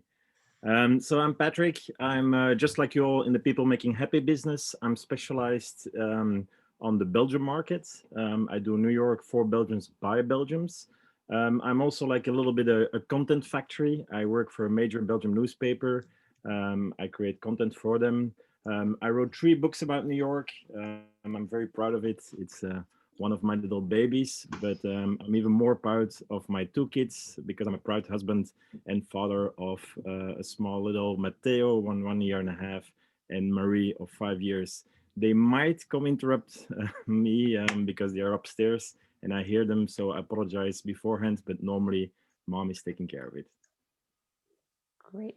Thank you, Patrick. And I'm sorry about that, everyone. I got kicked out for a moment, so I missed a couple minutes there. So thank you, everyone. So yeah, so now we know everyone here. And Nick, I don't know if you had a chance to tell your Rocky story. You got, I pretty much told the Rocky story. Okay, all right, People great. want to know more, they can just. Okay, so so as you saw from our previous panel, you know, there's so much out there. There's so much that that we can discuss, and so I think we have some of the same issues that we find in countries overseas right here in the USA. So what is one of the most important aspects of change of being a cultural ambassador for your part of the country, for your part of the USA? So Patrick? So something what I didn't hear before, but I think it's also a very important role during this pandemic to represent. I mean, we had an issue with the travel ban. Tourists could not come to the United States, but also journalists were not allowed to come to the United States. So I find it very important for myself as well to be constantly like giving information through all the channels that I have and to keep people updated. I think it's very important. We are like an objective eye of what's happening in our country. One good example is Black Lives Matters. There was like a big movement, and I mean, it's still a big movement, but people were marching in the streets, and actually all the vendors on Fifth Avenue, they blocked their windows. And newspapers around the world thought that actually all the windows were damaged and that all the shops were like completely vandalized, but it was not the case. So I was very happy that I was able to go there and give sort of like a virtual tour and to counter that a little bit. Mm-hmm. Yes, and Alison, do you have anything that you need to sort of correct people's points of views when they get to California? Actually, I enjoy that they have preconceived notions when they come. The United States is so famous. It's represented in all the movies, going back to the Westerns. And a lot of the passengers who come on the group tours, their ideas about California and the American West come from the Westerns. And you can see by my shirt, I'm wearing a Western shirt. I'm wearing my turquoise jewelry and my Native American charm. And, you know, I'm surrounded by images of the American West. I like to play it up, actually. I like to amplify and emphasize the stereotypes, because a lot of the stereotypes are based on the scenery. Cultural stereotypes is a different thing, but they come for sightseeing on these tours. And as an ambassador, we talked about that a lot in the first panel, you know, being an ambassador. What are you an ambassador of? You know, you're an ambassador of the region, yes, of your country, yes. Big country, how are you going to overcome all their preconceived notions in a relatively short tour? So you can play to them. Sometimes I actually amplify them for either for fun or for humor. And then they're here on a tour product. So I'm also not only an ambassador for the country, but for their tour product as well. You know, I mean, one of the core missions of being a tour director for the types of tours that I do, because everybody on these panels, we all have very different tour products that we're representing. My purpose is I want people to go home to their friends and say, you should all sign up and take a group tour of the American West, because that's a great way to see it. Right, right. It's an excellent point. Yeah, you are. Don't forget, you know, and it depends also what kind of company you're working for, whether you're independent or you're working for a group, and you have a brand that you need to maintain, that you need to sell. You have a product you need to sell. Myself, personally, in New York, I worked for Patrick one time, so I needed to know what Patrick's groups were expecting from him, what he had sold them, so I could give them that brand, I could give them that product. So, Leentje, what would you say to that? Are there some preconceived conceptions about Chicago? I mean, does everybody want to see the Untouchables kind of thing? Yeah, Al Capone, and yeah, that's one classic that everybody's asking about, of course. But I think it's also important, as from Patrick as well, we have that European point of view. And people, yeah, we already know a little bit about the misconceptions by living here, because there's a lot of very tiny cultural differences. So it's nice to be able to explain that to our guests. And yeah, just like tipping, for example, that's one of the biggest examples. People often, they don't know. So that they see a menu, and here in Chicago, 10% tax, 20% tip, you know, people are, yeah, small things like that. I think it's important to be able to share that with our guests. Yeah. Yes, Alison? Yeah, yeah, just to build on what you're saying, one of our missions is also to provide our passengers with information so that they don't accidentally or unknowingly commit faux pas or break the law, you know, smoking in a place where they're not allowed to, which could subject them to, you know, Americans don't hesitate to say, you're not allowed to smoke here, you know, and so we don't want them to have any unplanned meetings with the locals. So that's part of our job as being a cultural ambassador. It's not just an educational for, you know, academic knowledge. It's more, a lot of times it's in the everyday differences.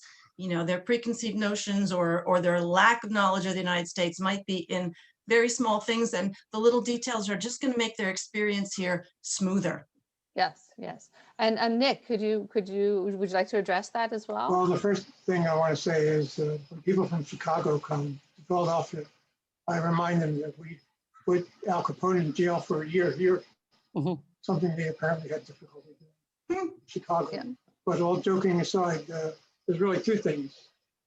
Most people come to Philadelphia and they know Wayne Penn and Ben Franklin. Now to get across to them, there's a lot more to the city than that. Then I have a little anecdote that's specific to German visitors, which you might find amusing. German and some Americans believe this also. Germans believe that English, German almost became the official language of the U.S. and it only lost by one vote. That for one thing, we don't have an official language. And it's a misconception that dates back to our 18th century Revolutionary War, early government times. We had a Speaker of the House who was German, Frederick Muhlenberg, and they proposed a law to print documents in German, which wouldn't have been such a big deal. And that was defeated by one vote. Somehow, 40 years later, we came around with that statement saying that German has almost became the official language. Yeah, that's you. There are these stories that often get transmitted and get continued inadvertently. Patrick, I see your hand is up. Yeah, what I love, and I think we are lucky, Emma and I, that is that we can open people's vision. And New York, especially New York, I mean, I always say to my customers, it's not a city trip, it's a trip around the world. New York is a little bit like the Ark of Noah. If the world explodes and New York still exists, we can rebuild a whole new world out of it. That's actually very good. It's that what I love. It's like having these small little families coming from a small little town and taking them around in the city and open their eyes. And I mean, can you tell that I miss my job? Yeah, I miss it so much. I think we all really do. And actually, this is nice because it's so guide focused. We have that kind of feeling. We all have that same thing. Oh, I miss my groups. I miss being with people. And you even miss those encounters that it can be very awkward, that can be very difficult. And, you know, and I think we all would come home and we tell these hysterical stories to our families of different things that our guests have done or the different things that our locals have done. So yeah, so Patrick. And if I can make a little suggestion to all my colleagues is I hear a lot of people that giving are actually like virtual tours. And most of the time it's like PowerPoint presentations in their basement that they live comment on pictures and videos that they took before. But I highly recommend to go with your iPhone and go in the city and walk around and show people. I mean, we had a lot of snow lately. I mean, people love going to Central Park and see the snow with their own eyes. And we get a lot of like very positive feedback, and it's amazing marketing. And actually you can make good money out of it. On our Christmas tour, we had more than 1,900 people that subscribed it. I never in my life did a tour for such a big audience. So there is an opportunity out there. Yeah, and actually, I think this is something good that since we can sort of talk about and pick through, since we are here together, and virtual touring has become such a hot topic. And I think all of us have some experience with it, or we've at least taken them, or we've been on them. And like you said, Patrick, you can get these enormous audiences. Does anyone want to, and I'm sort of veering off the topic, but I think this is very germane to what we're talking about here now. Who wants to speak a little bit about that, about pricing, about marketing it? How do you get that out there? I mean, like I said, we are all professional guides. We all are very conscious of our products. We're very conscious of our brands, whether they're ourselves or our companies. But we also need to be able to survive these days. And so, I mean, yes, I am deviating, of course, but I think that people will find this interesting and important. Alison, did you have something? I have not ventured into creating any content at this point. Are you interested in doing that, though? Do you think that's something that people are asking for out west, or have you not found that to be the case? I have not really found that to be the case yet. It could be, again, you know, it all depends on the type of tour companies that you're used to working with. You know, I mean, for me to veer into something like that, I would be creating an entirely new professional presence, which is not necessarily a bad thing. It's just, I don't know if that's really what I want to do. I'm used to an entire infrastructure selling a tour and then contacting me to fulfill the tour product that they've already created. I do not participate, you know, in what I've been doing up until now. I have not participated at all in creating tour product. I'm product delivery of a tour product that, you know, a professional team with many years of experience has created over the years of working with their client. So if they want to alter a tour product and work with me on it, I would love to do that. But so far that has not been the structure that's been, because the structure that I work with, because I receive French people here, there's an agency in France that creates a tour product that goes through some sort of normally a North American based receptive tour operator who then contacts me. You know, so that's really actually a very interesting point, because we have people who do different kinds of tours. And I know, Patrick, you have your hand up, and I know you make your own product, but I also wanted to hear from Leentje and Nick if they've gone into that. And I think, Leentje, you do have quite a good web presence, and you have 2 websites. And so how have you pivoted a lot into that in the interim between, you know, hopefully between getting back to real live tours? Well, I've done one of the virtual tours that weren't really as good at the very beginning of the pandemic. But actually, I've been doing quite a few in-person tours, not too many, but with locals, like with 2 people, maximum 4 people, to kind of, be back. And it's just so, I was kind of euphoric when someone called me like, can we do a tour? It's like everybody wants to be back. But since I have background in journalism and communication as well, I just, I basically started another job to survive. Started in June, but I really like the in-person tours that I've been doing. I think it's about 10 since the pandemic started. So it's not that bad, but I can't wait to have more international people, of course, back in Chicago. Well, that's great to know that you have people actually who've come. How about you, Nick? Have you pivoted to the virtual world? I thought about doing them, done dry runs. I bought a harness so I could mount my phone in front of me. Didn't have to worry about positioning my phone.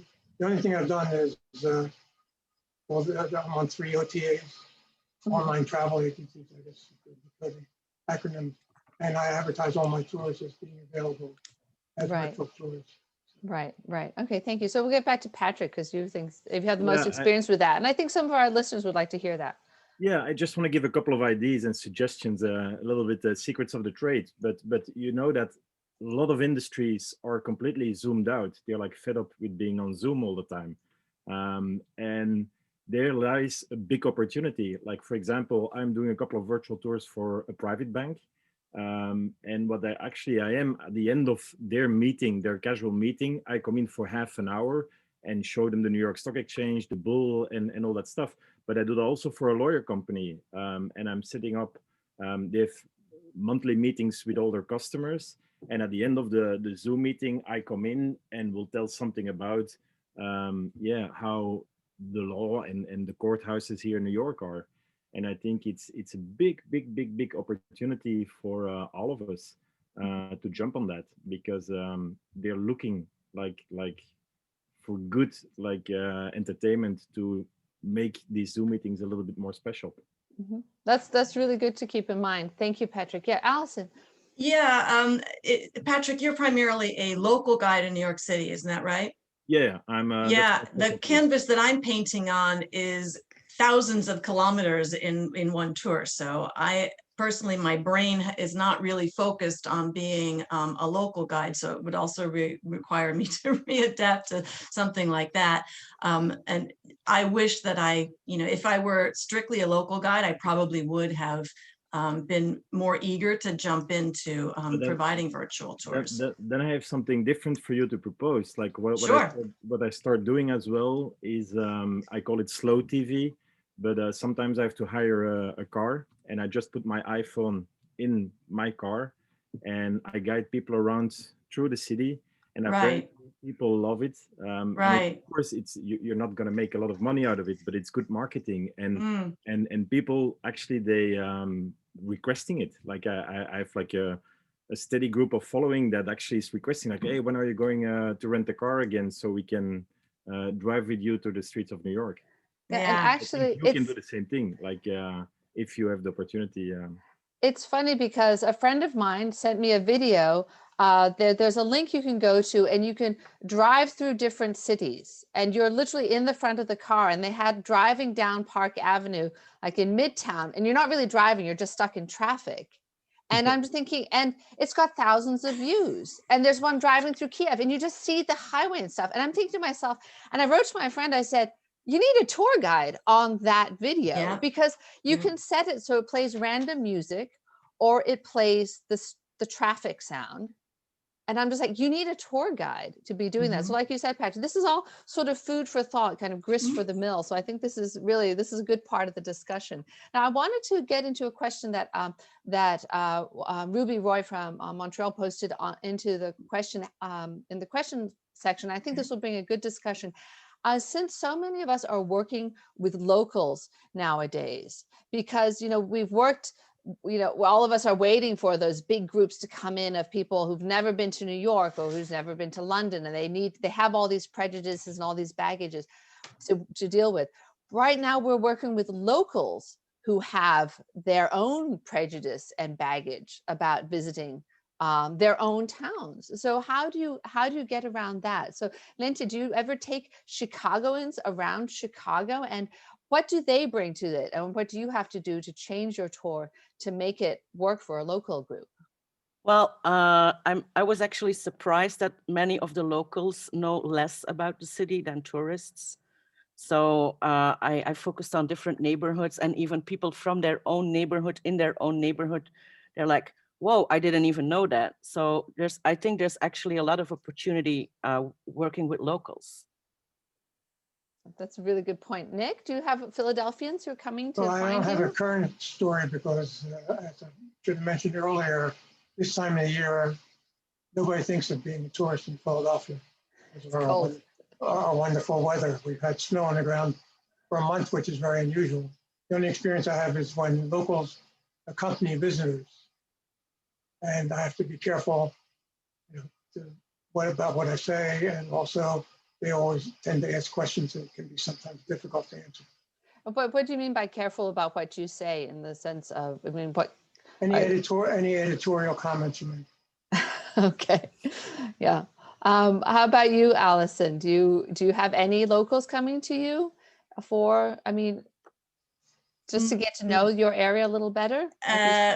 Not for the group tours, and I have not pivoted into walking tours, but what I have done is I've been working in a school, actually. I've been substitute teaching one of the private schools is back on campus. In California, many of the public schools, most of the public schools are not in session, at least in the San Francisco area. There's no public schools back in session, but I was working at a private school. I have been working at a private school, and I've actually been able to do some on-the-fly presentations to the students, you know, in the classroom, where I could see they're missing, they've got a knowledge gap. They don't know why something is relevant. For example, they might be talking about it in their textbook, but they're missing the real relevance of it. So I've been able to put it, you know, very local for them in their own backyard. They were talking about the Panama Canal. They didn't know why that was, you know, it meant nothing to them. You know, but then when I explained to them about how the local economy of San Francisco, you know, that really opened up the California economy, and I spoke to them about the Panama Pacific International Exposition, which was a celebration, like a World's Fair type thing that we had following the it was for the opening of the Panama Canal. It was a big celebration for that. And I was able to give them a lot of local examples for that. And I think that really reached some of them. I could see the light bulb go off in some of their 11-year-old heads. That's always very satisfying. How about you, Patrick? Do you tour for New Yorkers, or do you just touring for overseas? I'm lucky actually that the books that I wrote, they're like sold in New York as well, because they're translated in English. So once in a while I get a request. And for me, I'm always a little bit scared, because I'm so used to like tour guides, like Europeans, and it's a whole different mindset. But when I get the offer and the opportunity, of course I do it. I mean, I'm a licensed New York City tour guide, so I do know the city a little bit. Yes. But yeah, I mean, it's and also, I mean, in the beginning, I'm so busy also with my own market still. And there are so many amazing good tour guides like yourself, Emma. So competing with them, it's tough.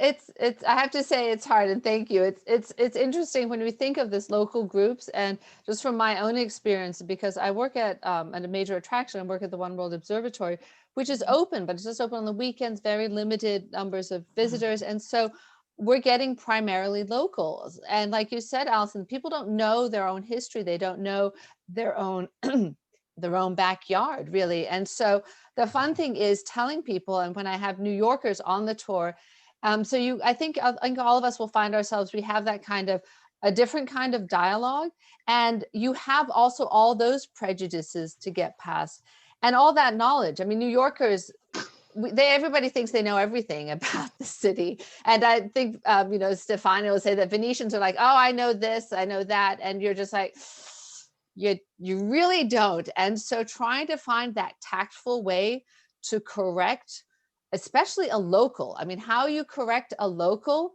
who thinks they know everything about the city, and you are the professional who's trying to explain that to them. I think there's a lot of tiptoeing around that. And like Nick, you said, being sensitive. Do you have any tips that you'd like to share of how to, especially, you know, I think we have some relatively new guides here. How do you tell people that they're completely off base without making them feel like an idiot? Any ideas? Let's see if Nick has anything. I see him thinking hard. Let's see. Well, Patrick, while Nick is thinking on that question, Patrick. Humor, always humor helps always. Like, and don't take yourself too serious. So, like show them that also you don't know everything at all time, because that's also some prejudice that sometimes people have. But I mean, it's the same thing like a doctor. A doctor cannot know every single bacteria that's in the world, and we tour guides as well. Sometimes we don't know things. So like being like humble and with a little bit of humor, you get a very long way.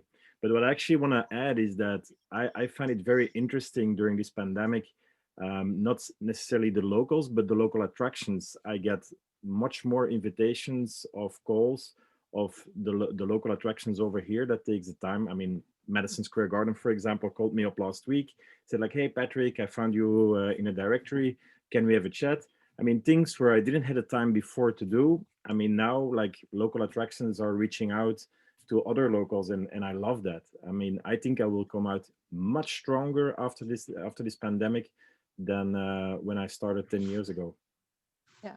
And Leentje, would you have anything for any tips of how to correct a local knowledge? And perhaps it's difficult for you because you you're clearly not a local. So do you get pushback from that? Well, I consider myself a local by now, but of course I'm Yes, not of a course. real Chicagoan. I Yes. was not born and raised here. But I think, yeah, as Patrick says, humor is important, and also just being honest. And you're, as a tour guide, you sometimes are kind of a diplomat in a way. So be very diplomatic. And yeah, it's the difference between an international / European audience and locals is that really certain topics you should avoid, you know. And that's the first thing that Europeans will ask you about. They will ask you about politics. They will ask you about religion. So yeah, that's a major difference between your local and your international audience.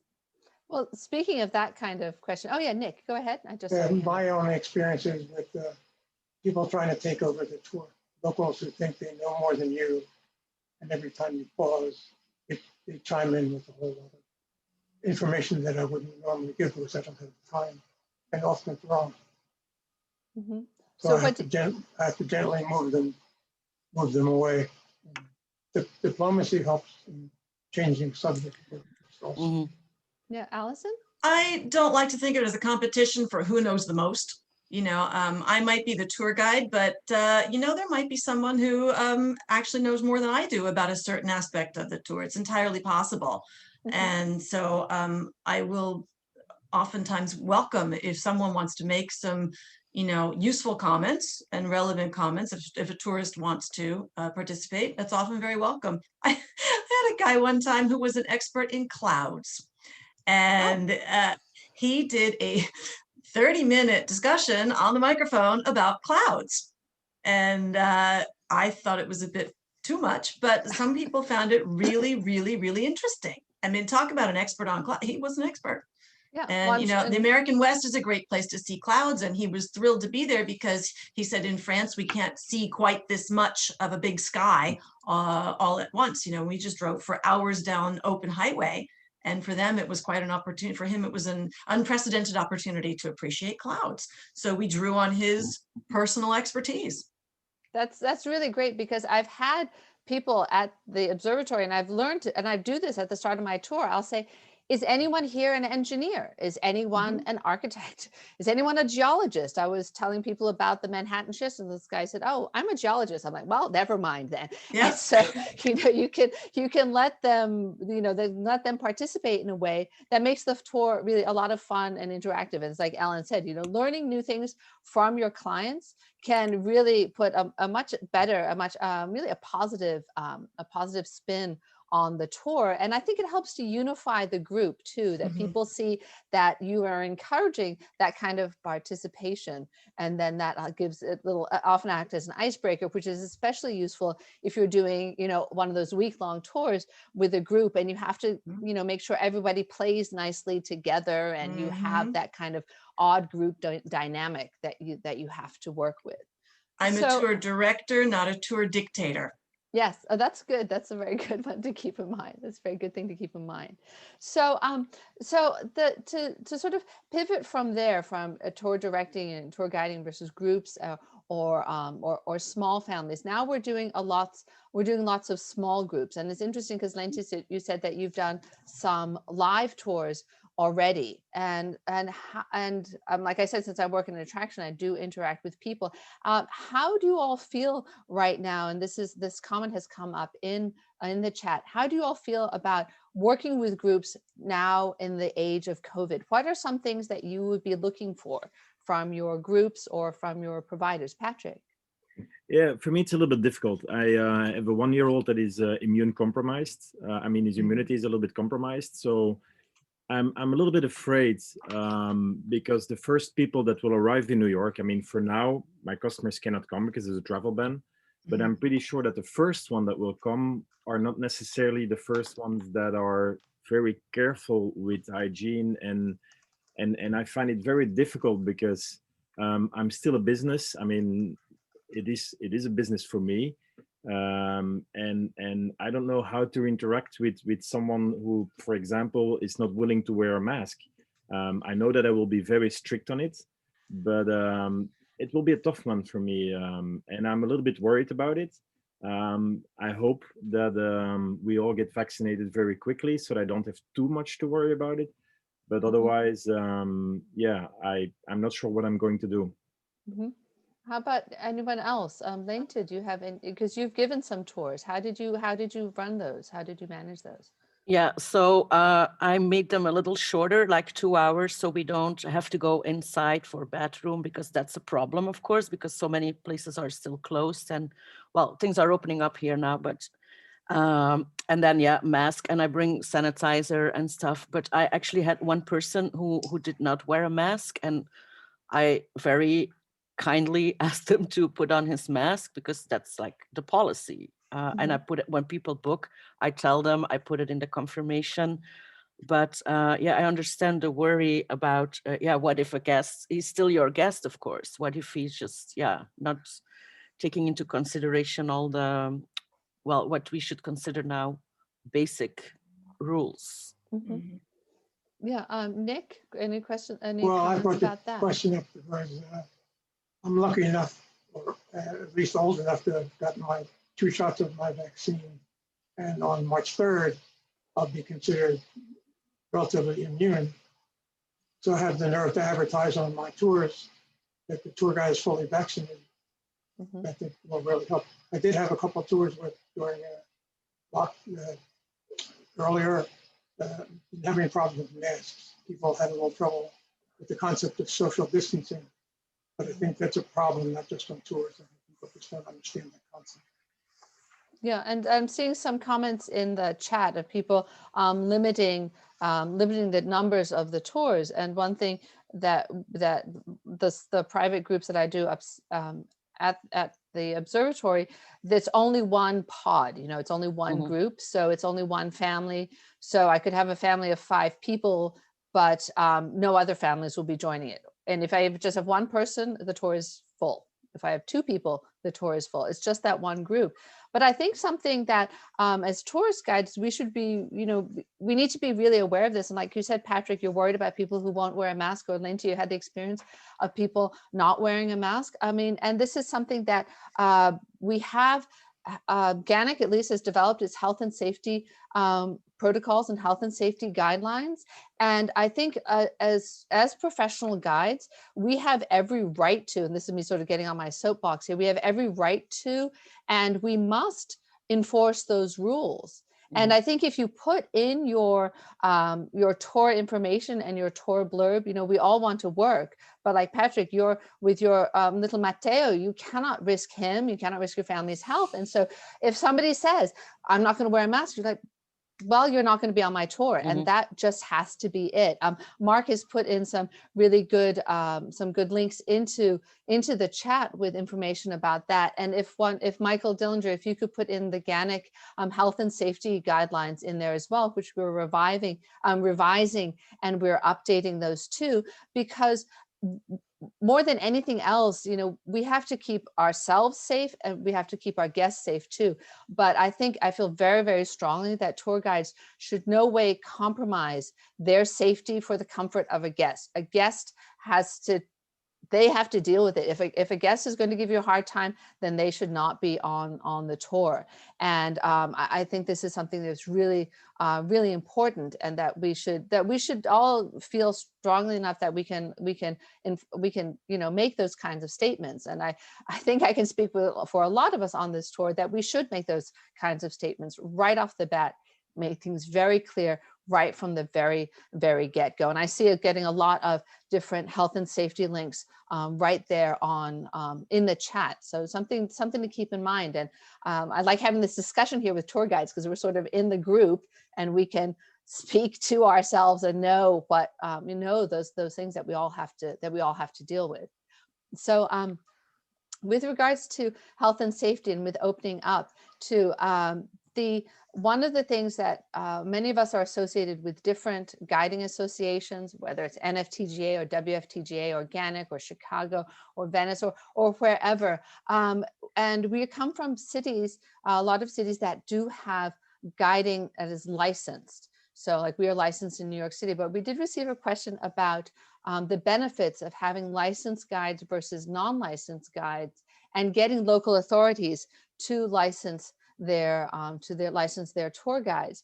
And so my question to the group is, do you stress that on your promotions? Do you make sure your guests know that they are working with somebody who has a license, and so that becomes part of your brand, part of your marketing? Does anyone stress that in their promotions?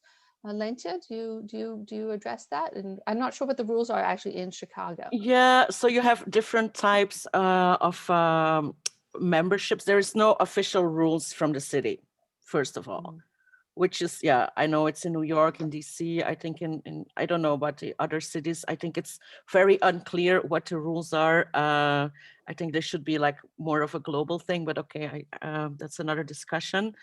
So yeah, and of course, there's a lot of perks, you know, you working with a licensed guide, and people book you through your organization. But honestly, I don't think people that come from abroad, they really, I don't know, Europeans, they never ask me. I wear the badge, of course, because if you walk around, it opens doors, literally. But I don't really focus on that, so to speak, no. Mm-hmm.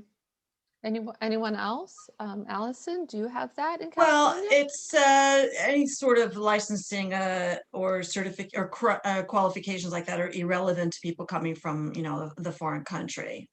They're not going to really know the difference. And it's an ongoing debate we have a lot here with our San Francisco Tour Guide Guild. You know, what are the benefits of licensing to us as tour guide members or guild members? Because it's not a requirement by no means.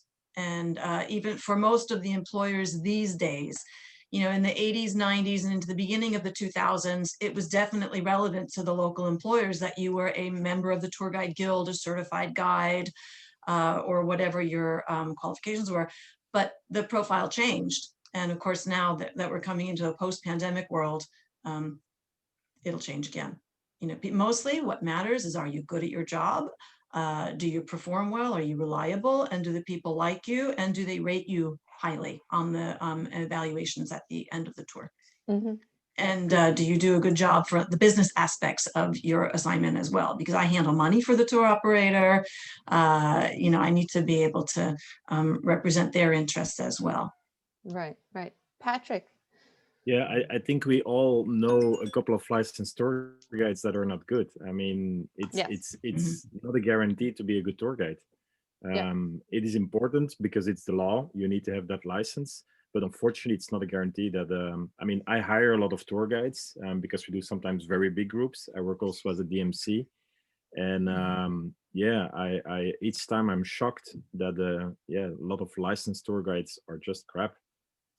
Yeah, it's true. It's true. And I think it's helpful when you have guiding associations that can help, you know, up the skills of the guides, skills and knowledge. But yeah, something to keep in mind, a license does not necessarily mean a good guide. Nick, I saw your hand. Well, there's no licensing being enforced in Philadelphia, but the local association of Philadelphia Tour Guides, which I ran for a couple of years, self-certified. They have a certification exam.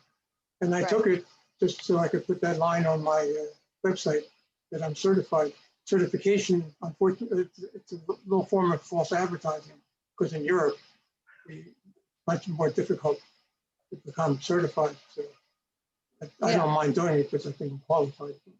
Yeah, and that's something. Oh, sorry. Go ahead, Alison. Yeah, the San Francisco Tour Guide Guild.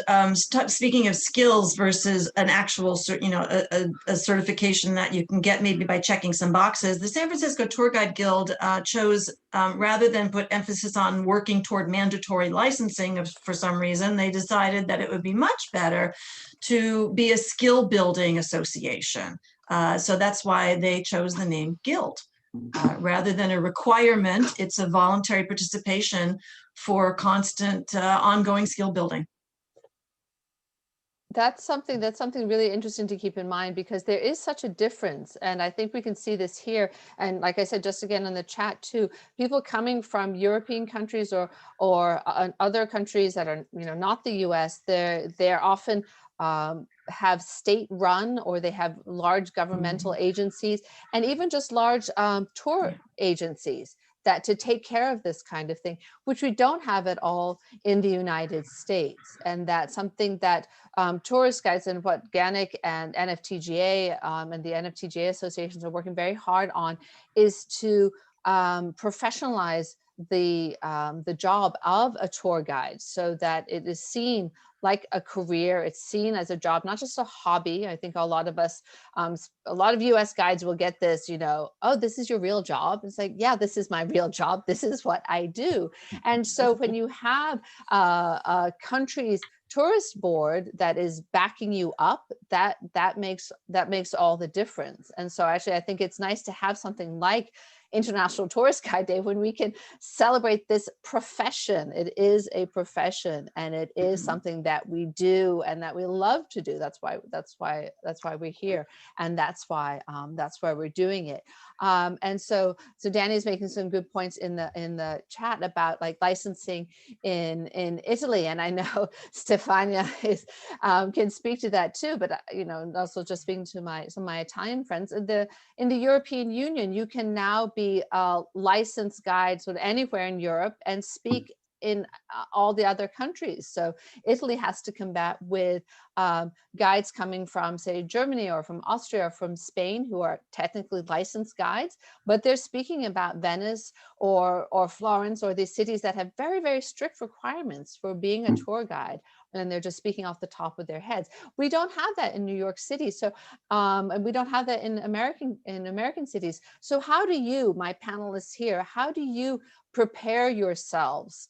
What would you consider some of the best practices, not just Googling things, but what are some things that you have found that you think have improved your skills as a professional guide? So Alison, I'll start with you. Talking to colleagues, exchange with colleagues.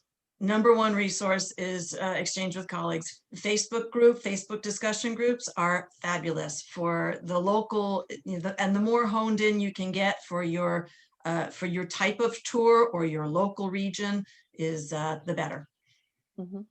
Excellent point. Nick, what about you? What are some ways that you get I do go to Google, but I go to Google Books. There's an amazing number of public domain books that you can download.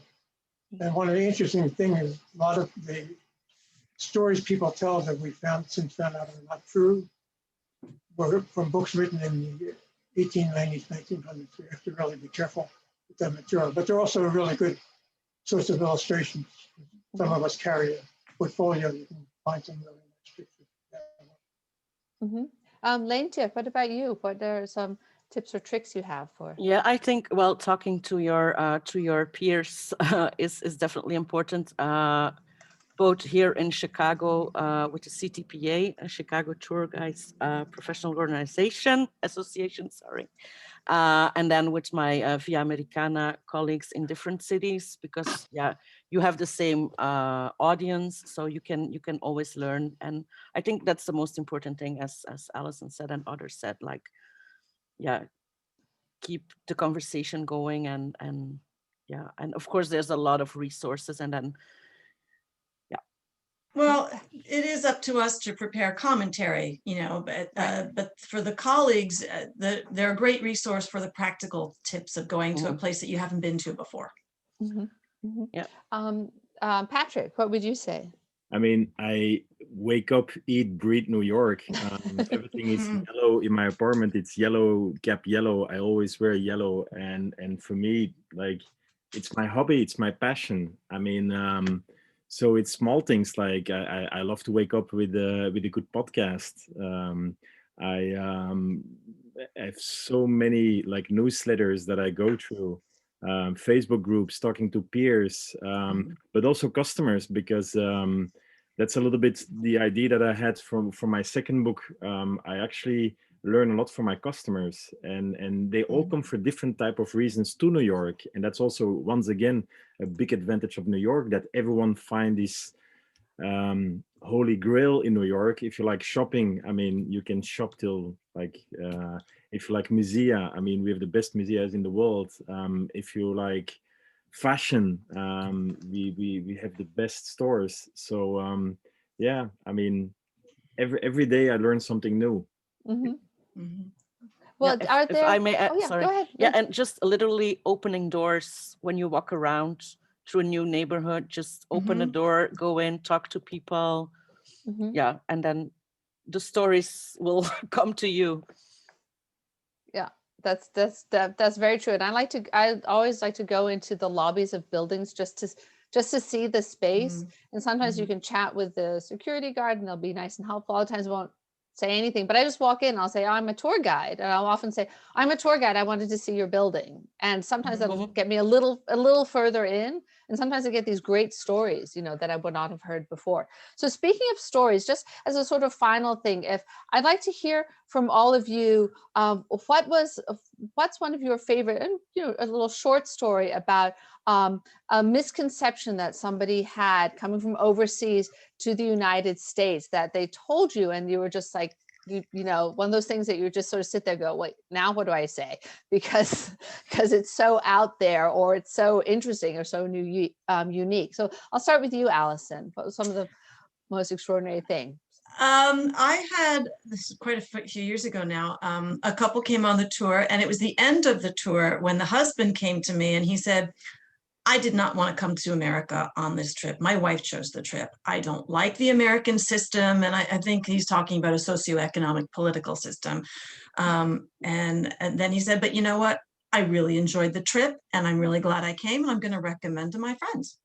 And that was quite a victory. I don't know the specifics of his misconceptions, but he liked it. Yeah. That's great. That's great to hear. That's great to hear. Patrick. What's one of your? I get so many stories. So many. But one that I found very interesting was like a very wealthy Belgian, had a lot of cash with him. He was like really wealthy. And all of a sudden, I mean, he hired me for the entire trip, like 7 days, because he was afraid to speak English. And at a certain point, he comes with his euros and he said to me, like, to the coffee lady where we bought a coffee, and I said, like, yeah, why don't she accept euros? She will do so much more business. And I was so embarrassed, like, but it is what it is. And then another thing that I also find always very funny, that a lot of Europeans think that a lot of Americans are overweight, and then they walk around in New York City and then they see all these beautiful, healthy, good-looking people walking around. And yeah, I mean, I love open their eyes and say that, yeah, New York, it's not fast food, but it's fast, healthy food. Yeah. And it's just fast, and it's just fast all the time. Yeah. Great. Nick, what about you? Well, I already told my favorite German story, and I do get a lot of Germans who tend to be blunt. They'll say on a private tour, why are there so many fat Americans? And sometimes I'll start it off with a joke, or depends on the group. I might actually try to explain it. You know, people don't have time to get the right food. Neighborhoods that sell no vegetables, that kind of thing. This conception, a lot of people think that Ben Franklin, mostly from overseas, think that Ben Franklin was a president at one time. Oh, that's and interesting. Something that a lot of tour guides don't know is that Pennsylvania is not named after William Penn, the William Penn we know. It's actually his father. Great trivia question is, what original 13 of the 13 colonies is named after a British war hero? The answer is Pennsylvania. His father was the admiral in the British Navy. Oh, okay, so that's good. I mean, I actually did not know that either. So, you know, you learn from your colleagues. And Leentje, how about you? What is your classic Chicago story? Well, a classic thing is also about food. People still think that everyone eats McDonald's here. It's, to put it briefly, yeah. So, and Chicago is a culinary hotspot, and people are pleasantly surprised, which is always good, of course. Yes. Yeah. Oh, that's great. And I'm seeing some great comments in the chat. And Ellen was saying about people in DC asking where the Statue of Liberty is, or where does Sully land a plane in the river. And my favorite question at the One World Observatory. So we can see 40 miles around, and we can see out, you know, all this, and there are all these islands. And I will have people come up to me and say, well, which one of those islands is Alcatraz? And I'm just going, Send it to me.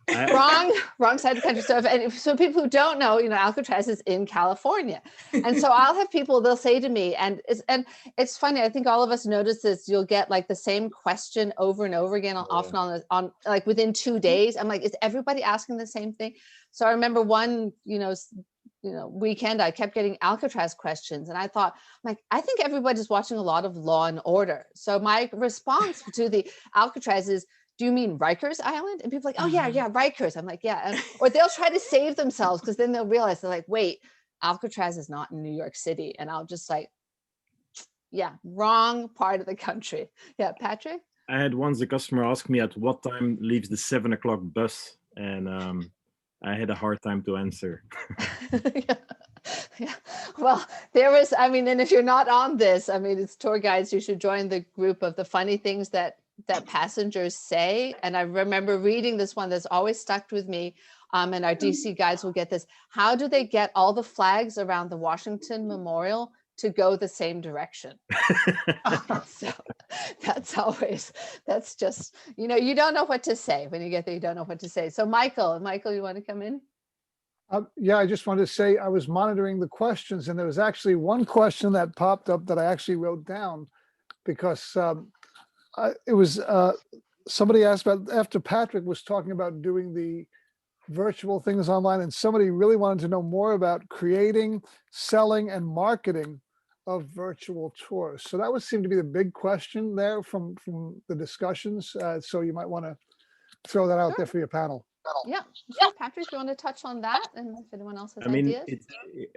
What a lot of people forget when they ask for advice and want to start it. I didn't start my business overnight. I worked for like 10 years, day and night, wrote 3 books, run a podcast, very active on social media. So for me, I see myself also as a content factory. And because of that, it's a little bit easier to be able to sell other stuff than just what I did before.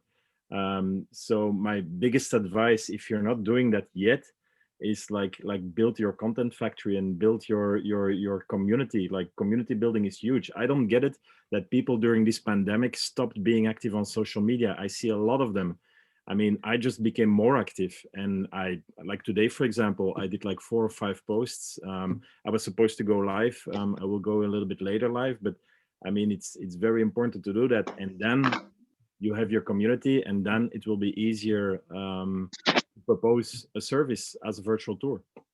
So would you say social media is the best, the different social medias? Is there one particular, do you think it better? It depends the one that you like the most and that you're the most active on. I love Facebook, I love LinkedIn, I love YouTube, I love Instagram. The one that you feel more comfortable. I love my podcast because I just can talk, and I love to talk as a tour guide. But the ones you feel comfortable, I like to take pictures. So yeah, it's for everyone different, but you have to do something, because customers don't come at you just like this. It doesn't happen overnight, for sure not. Yeah, I think that's a really essential point. And that's one thing and even things like today, like International Tourist Guide Day, is to help make us more visible, and make any way you can make yourself visible, whether it's social media or a podcast or blog or whatever it is, that is key. And, people do have very small attention spans. And so that, like you said, providing content, and content can be anything from a photograph to a little video to a commentary, all these different things. So I think it's a good idea for people to keep their minds open and their options open. So thank you very much for that. So what I'm going to do, I'm just keeping an eye on the time.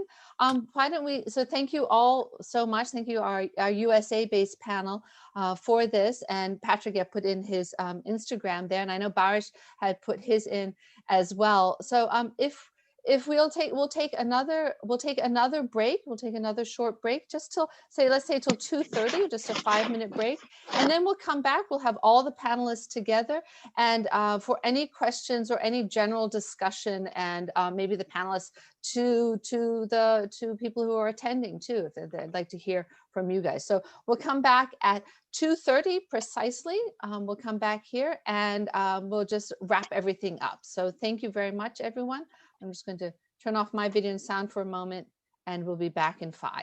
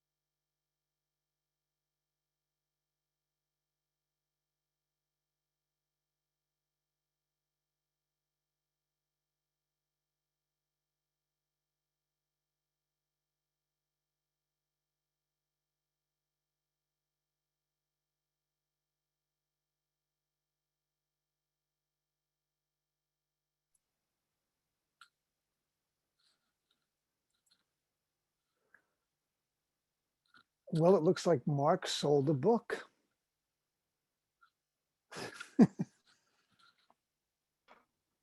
shameless promotion. Mark, in answer to your question right now, I don't have the exact number. I know it was 120 plus during the first panel. Right. And again, I didn't monitor them either because I was paying attention to you guys. So, you know, but.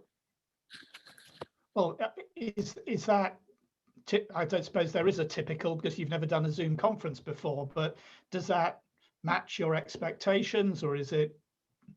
I think it's pretty good. Usually, I think when you do a Zoom webinar kind of thing, you can expect about 50% or a little more if you're lucky. Sometimes it's less than that. So, and I think based on the registrations we did do, 50% or more actually showed up. And there will be people who signed up who will be looking for the recording. Like they sign up in order, they know they can't come, but they sign up because they know that they'll be on the list to get the recording. So, you know. Yeah. Okay, so I think we're all back and we're all on. And I know Leentje also has another commitment right after this. We all run from one thing to another all day, all week long. So thank you, everyone. And thank you to all the attendees who are still here. As Michael said, a lot of people will be catching up with the recording later. So I just wanted to wrap it up by thanking all of our panelists. This sort of came out of the blue, and this came out of a discussion a while ago when Ellen Malasky asked at the NFTGA meeting, well, we need to do something for ITGD. What are we going to do? And as usual, I said, I don't know, I'll do it. So I figured and it then out. she volunteered And then I me. volunteered Michael.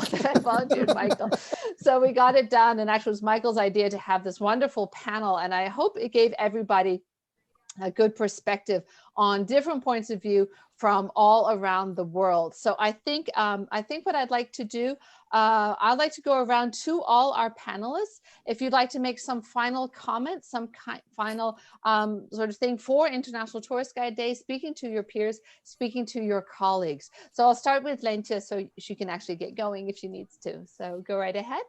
Thank you so much, Emma, and thank you for inviting me, because it was a pleasure to be here and to see so many of our peers around the world, panelists and attendees. And I think, if there's one thing I want to say to everybody is hang in there. Tourists will come back more than ever. I mean, everybody's gonna wanna travel once they are able to. So just be ready because we're going to see more guests than ever before. That's what I think. From your lips to God's ears, as you would say. Thank you so much. And thank you so much for coming. Stefania. Well, I actually had my first clients, I have to say, this week.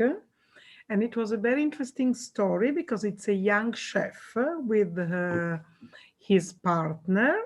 And well, it was a very, very good experience for me. They hired me for 3 hours.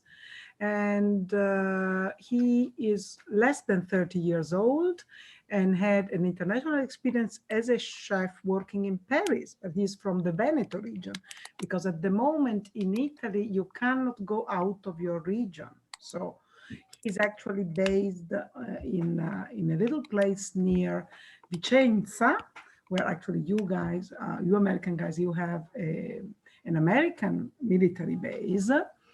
Well, but this is, well, not my topic. I had a very pleasant experience with them because he met this young lady there in Paris, and she's from the south of Italy.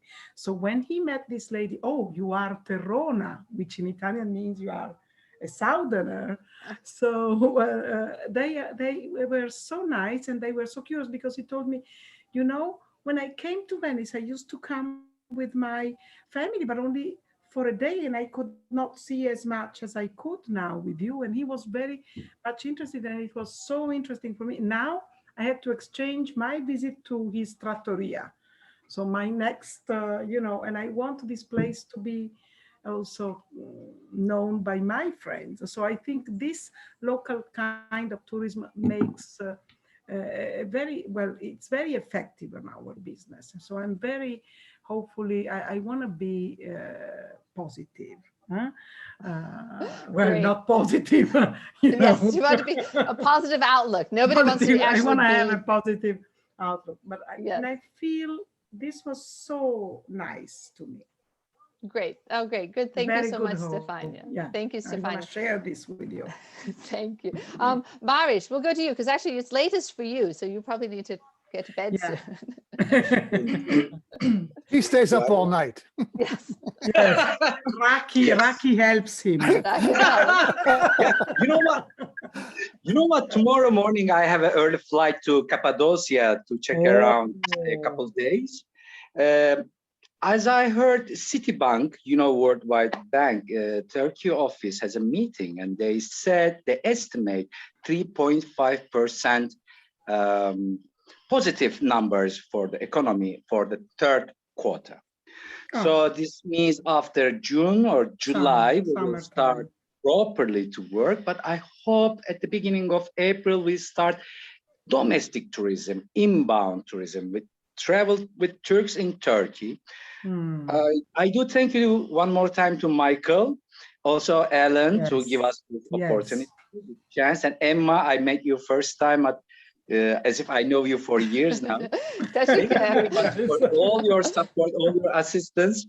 I hope some of you convinced to have some Raki soon in Turkey, hopefully. Well, definitely. I love Istanbul. I've been twice, and it's magnificent, Not with me. magnificent. Not You with haven't me. seen it till you go with. You have to go with Barış. Michael, take him. Take her here. Take I her. will. And also London, please. I don't. Yes, yes. Well, London. Speaking of London, so we'll hear from Mark next. So thank you, Barış. Mark. Well, similarly, thank you for the invitation to be part of this, to Michael and to Emma and Ellen. I think this has been a huge success, and it really reinforces to me the thing that I'm like a cracked record about over here with my colleagues, which is that it's all about human interaction and it's about collaboration, collaboration, collaboration. There is just such an enormously rich seam of shared experience here that can make life easier for each other. We don't have to all agree, and we won't. We're guides. But we can learn from each other a huge amount. And, I've enjoyed all of the talks, but particularly, if I may single out somebody to make him blush, I think Patrick's grasp on some of the future options, even if they don't feel that they're for you and they're not necessarily for me, they open your mind. You've got to think of these things, and the content and the marketing side of it really seem to be very well thought through, although clearly you're just a social media addict, Patrick. I think you need to see medical help for this. It's such a weird question, just to digress. Which social media do you find most useful? It's a bit like saying, I've heard printing presses have been invented. What do you think we could do with the technology? Anyway. Thank you. Okay. Thank you, Mark. That's really great. And actually, since he put you on the spot, Patrick, let's go to you next. Also, thanks, Ellen, Emma, and Michael, of course, for the invitation. Thanks. It's a real pleasure and a real honor. I just have a message to all of you. If you're ever in New York, please don't hesitate. Don't be a stranger. All colleagues are welcome on a tour. They don't have to pay. I mean, and you are welcome as well. Partners. I welcome you with open arms and a Belgian beer, maybe. And just a little story. You all know that New York is famous for all the Broadway theaters. There was a huge explosion of Broadway theaters after the Prohibition. And that's a little bit the same thing. What I think after this pandemic, there will be an explosion of energy. I think there will become one big giant orgy. And yes, the same here. Yeah, I think, and there's a wonderful term, and it's so true, Patrick. There was a wonderful term I heard a while ago, revenge tourism. Revenge tourism. People are like, I have got to get out of my house and my town. I mean, I don't care where I'm going, but I'm going somewhere. And I think we need to be ready for that. Revenge tourism. We get those revenge tourists. So let's turn to Nick next. Any final words? So Nick, if you just need to speak closer to the mic. And unmute. And unmute, yes. Oh, Nick, you unmute yourself there. Hold on a second. I don't think he's unmuted himself yet. So while we're waiting for Nick to unmute himself, let's speak to Alison then, since you're there. Yeah, again, thanks to Emma, Michael, and Ellen. Thanks a lot for organizing this. And my words to colleagues, you know, I remember 9/11. The industry survived 9/11. I remember the volcanoes in 2000, was it 09 or 2010, the volcanoes that grounded tourism between Europe and the United States for several weeks. This far outpaces, you know, what we experienced then. But I really do believe that tourism will definitely come back. I think there'll be some different kind of tour products. I think there'll be some shifts in the type of tour products. So I'm waiting to find out, you know, what I've been doing in the past, will it come back the same, or what are the adaptations? But I'm looking forward to the Roaring 20s. You know, we had them 100 years ago. Hopefully we'll have it again. That's a very, very good point. Very good point. Okay, thank you, Alison. And Nick, yes, now you're yeah, I'm unmuted now. You can hear me, right? Yes, yes. Okay, so I think I learned a lot. It was very interesting to see all the different points of view. And I think there's some tips I'll take, and I love everybody's positive attitude, which I generally don't have. Great, thank you. Thank you so much, Nick. And Ellen, would you like to care to add anything? And then we'll get to Michael. All right. First, I had to unmute. I just think it's been great. It's been wonderful to hear everybody. And again, I picked up on some hints about some things I can do for the future and things that we can do together, because we do learn from each other. And it's what makes guiding so wonderful. I think the best thing about guiding is meeting people and being able to share your location. I became a guide because I love my city, and it doesn't get very good rap around the world, Washington, D.C. And so we love where we do, and we want people to love where we are. And that's why we do it. And so it's been great. And just Emma and Michael, thank you so much. You've done a wonderful job. And we'll be sending this out, the recorded version, out to all of our associations, so everybody will have the opportunity. So thank you again, and stay warm and safe and well, everybody. Great. Thank you, Alan. Michael? Yeah, first of all, I want to say how honored I am to be considered part of, to have you as colleagues, all of you. The talent, the expertise, it's overwhelming. And the fact that, and your willingness to be a part of this and share it is really, really, truly moving to me. I do want to leave one little thing for everybody, because I did my first tour after almost a year at the beginning of January. I got a private tour. I was like, great. And I've been out there. I've been walking anywhere from 4 to 8 miles a day to keep myself in shape, right? Because I know, well, tours are not just about walking. The walking was fine, but the mental energy that it took to run the tour and to keep my vocal technique up and everything else, I was exhausted after 4 hours. I had to come home and stay in bed for a day. So I'm just saying, practice all your skills, not just the standing on your feet and walking, but work on your voice, work on it all, because you're going to need it when the visitors start coming back, and they will. And thank you so much. And Emma, my separated at birth buddy. Yes. It's all you now. He's my GANYC work husband. So yes, so thank you so much, Michael. And thank you, everybody, all the panelists. And actually, that's a really good point. I'm back at the observatory 2 days a week, and I come home and I'm dead. I'm thinking to myself, how the heck did I do that 5 days a week, doing all these tours, doing all these presentations? So yes, maybe, you know, walk around. I take lots of walks. I'm going to have to start taking lots of walks and talking to the birds as I'm walking around, which I do a lot. So, so thank you all for coming. And so I'm going to indulge in two little promos I want to make. First of all, the first week in March 4th, 5th, and 6th, we will be having the WFTGA virtual conference, and you'll be finding more information out about that. But the WFTGA, the World Federation, which is the reason why we're here for International Tourist Guide Day, they will be having their virtual conference starting on March 4th, March 5th, and March 6th. It's only about 3.5 hours each day. They're going on Viennese time, on Austrian time. So it'll be very early in New York. It'll be in the middle of the night before poor Alison, but there'll be different presentations, different learning sessions and panels. And one thing actually I really appreciate the way I'm helping to with the organizing of it. It's going to be a lot of very short little snippets. So everything's going to be very short, very digestible. I mean, this was rather lengthy. I hope the breaks helped, but we will have that. And the other thing we have is tomorrow night, drum roll please, the GANYC Apple Awards. All right, our GANYC Apple Awards. So if you all indulge me for a moment, I'm going to share my screen. I'm going to show you our little promo video, and hopefully you all can come. The tickets are only $5 each, and it's going to be a lot of fun. So can you all see this? Full screen it.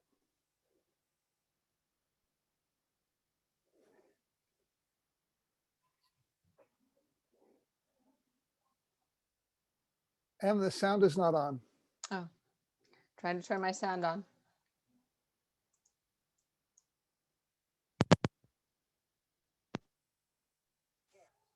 Fights AIDS, the Metropolitan Museum of Art. Jerry Seinfeld for So You Think New York is Dead.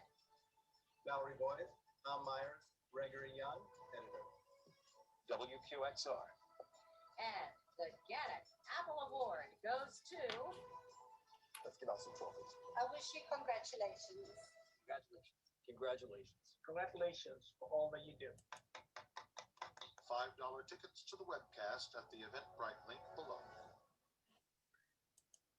So sorry, I had my earphones in, but I hope everyone got to hear just a little bit at the end. So you can get tickets. Please, we were talking social media. If you go to the GANYC's Facebook page, you can watch that video, which is it's a lot of fun too. It's going to be a nice event. You saw me at the beginning. I was wearing an evening gown at 11 o'clock in the morning, sitting in front of my piano. We did all sorts of things. So, you know, we're nothing if not ingenious trying to figure things out here. So a huge thanks to, and Matt Baker just put the link into our chat so you can all get those. So it's only $5 and it's going to be fun, and you can watch it in your pajamas. You don't have to be in an evening gown. So yeah, stay in your jammies and just hang out, and that also will be posted. So thank you so much, everyone who participated today. I really had a great time. I was wondering how this would go, but I knew I've got such pros here, and I knew it would be great. So thank you very, very much, everybody. As soon as we have the recording, it will be posted, and we will also send a follow-up email to all the attendees and make sure we got everybody. So thank you, everybody. Have a wonderful afternoon, morning, evening, night, wherever you are around the world, and happy International Tourist Guide Day. Have a great day, everybody. Thank you so much. Happy days. Bye-bye. Bye.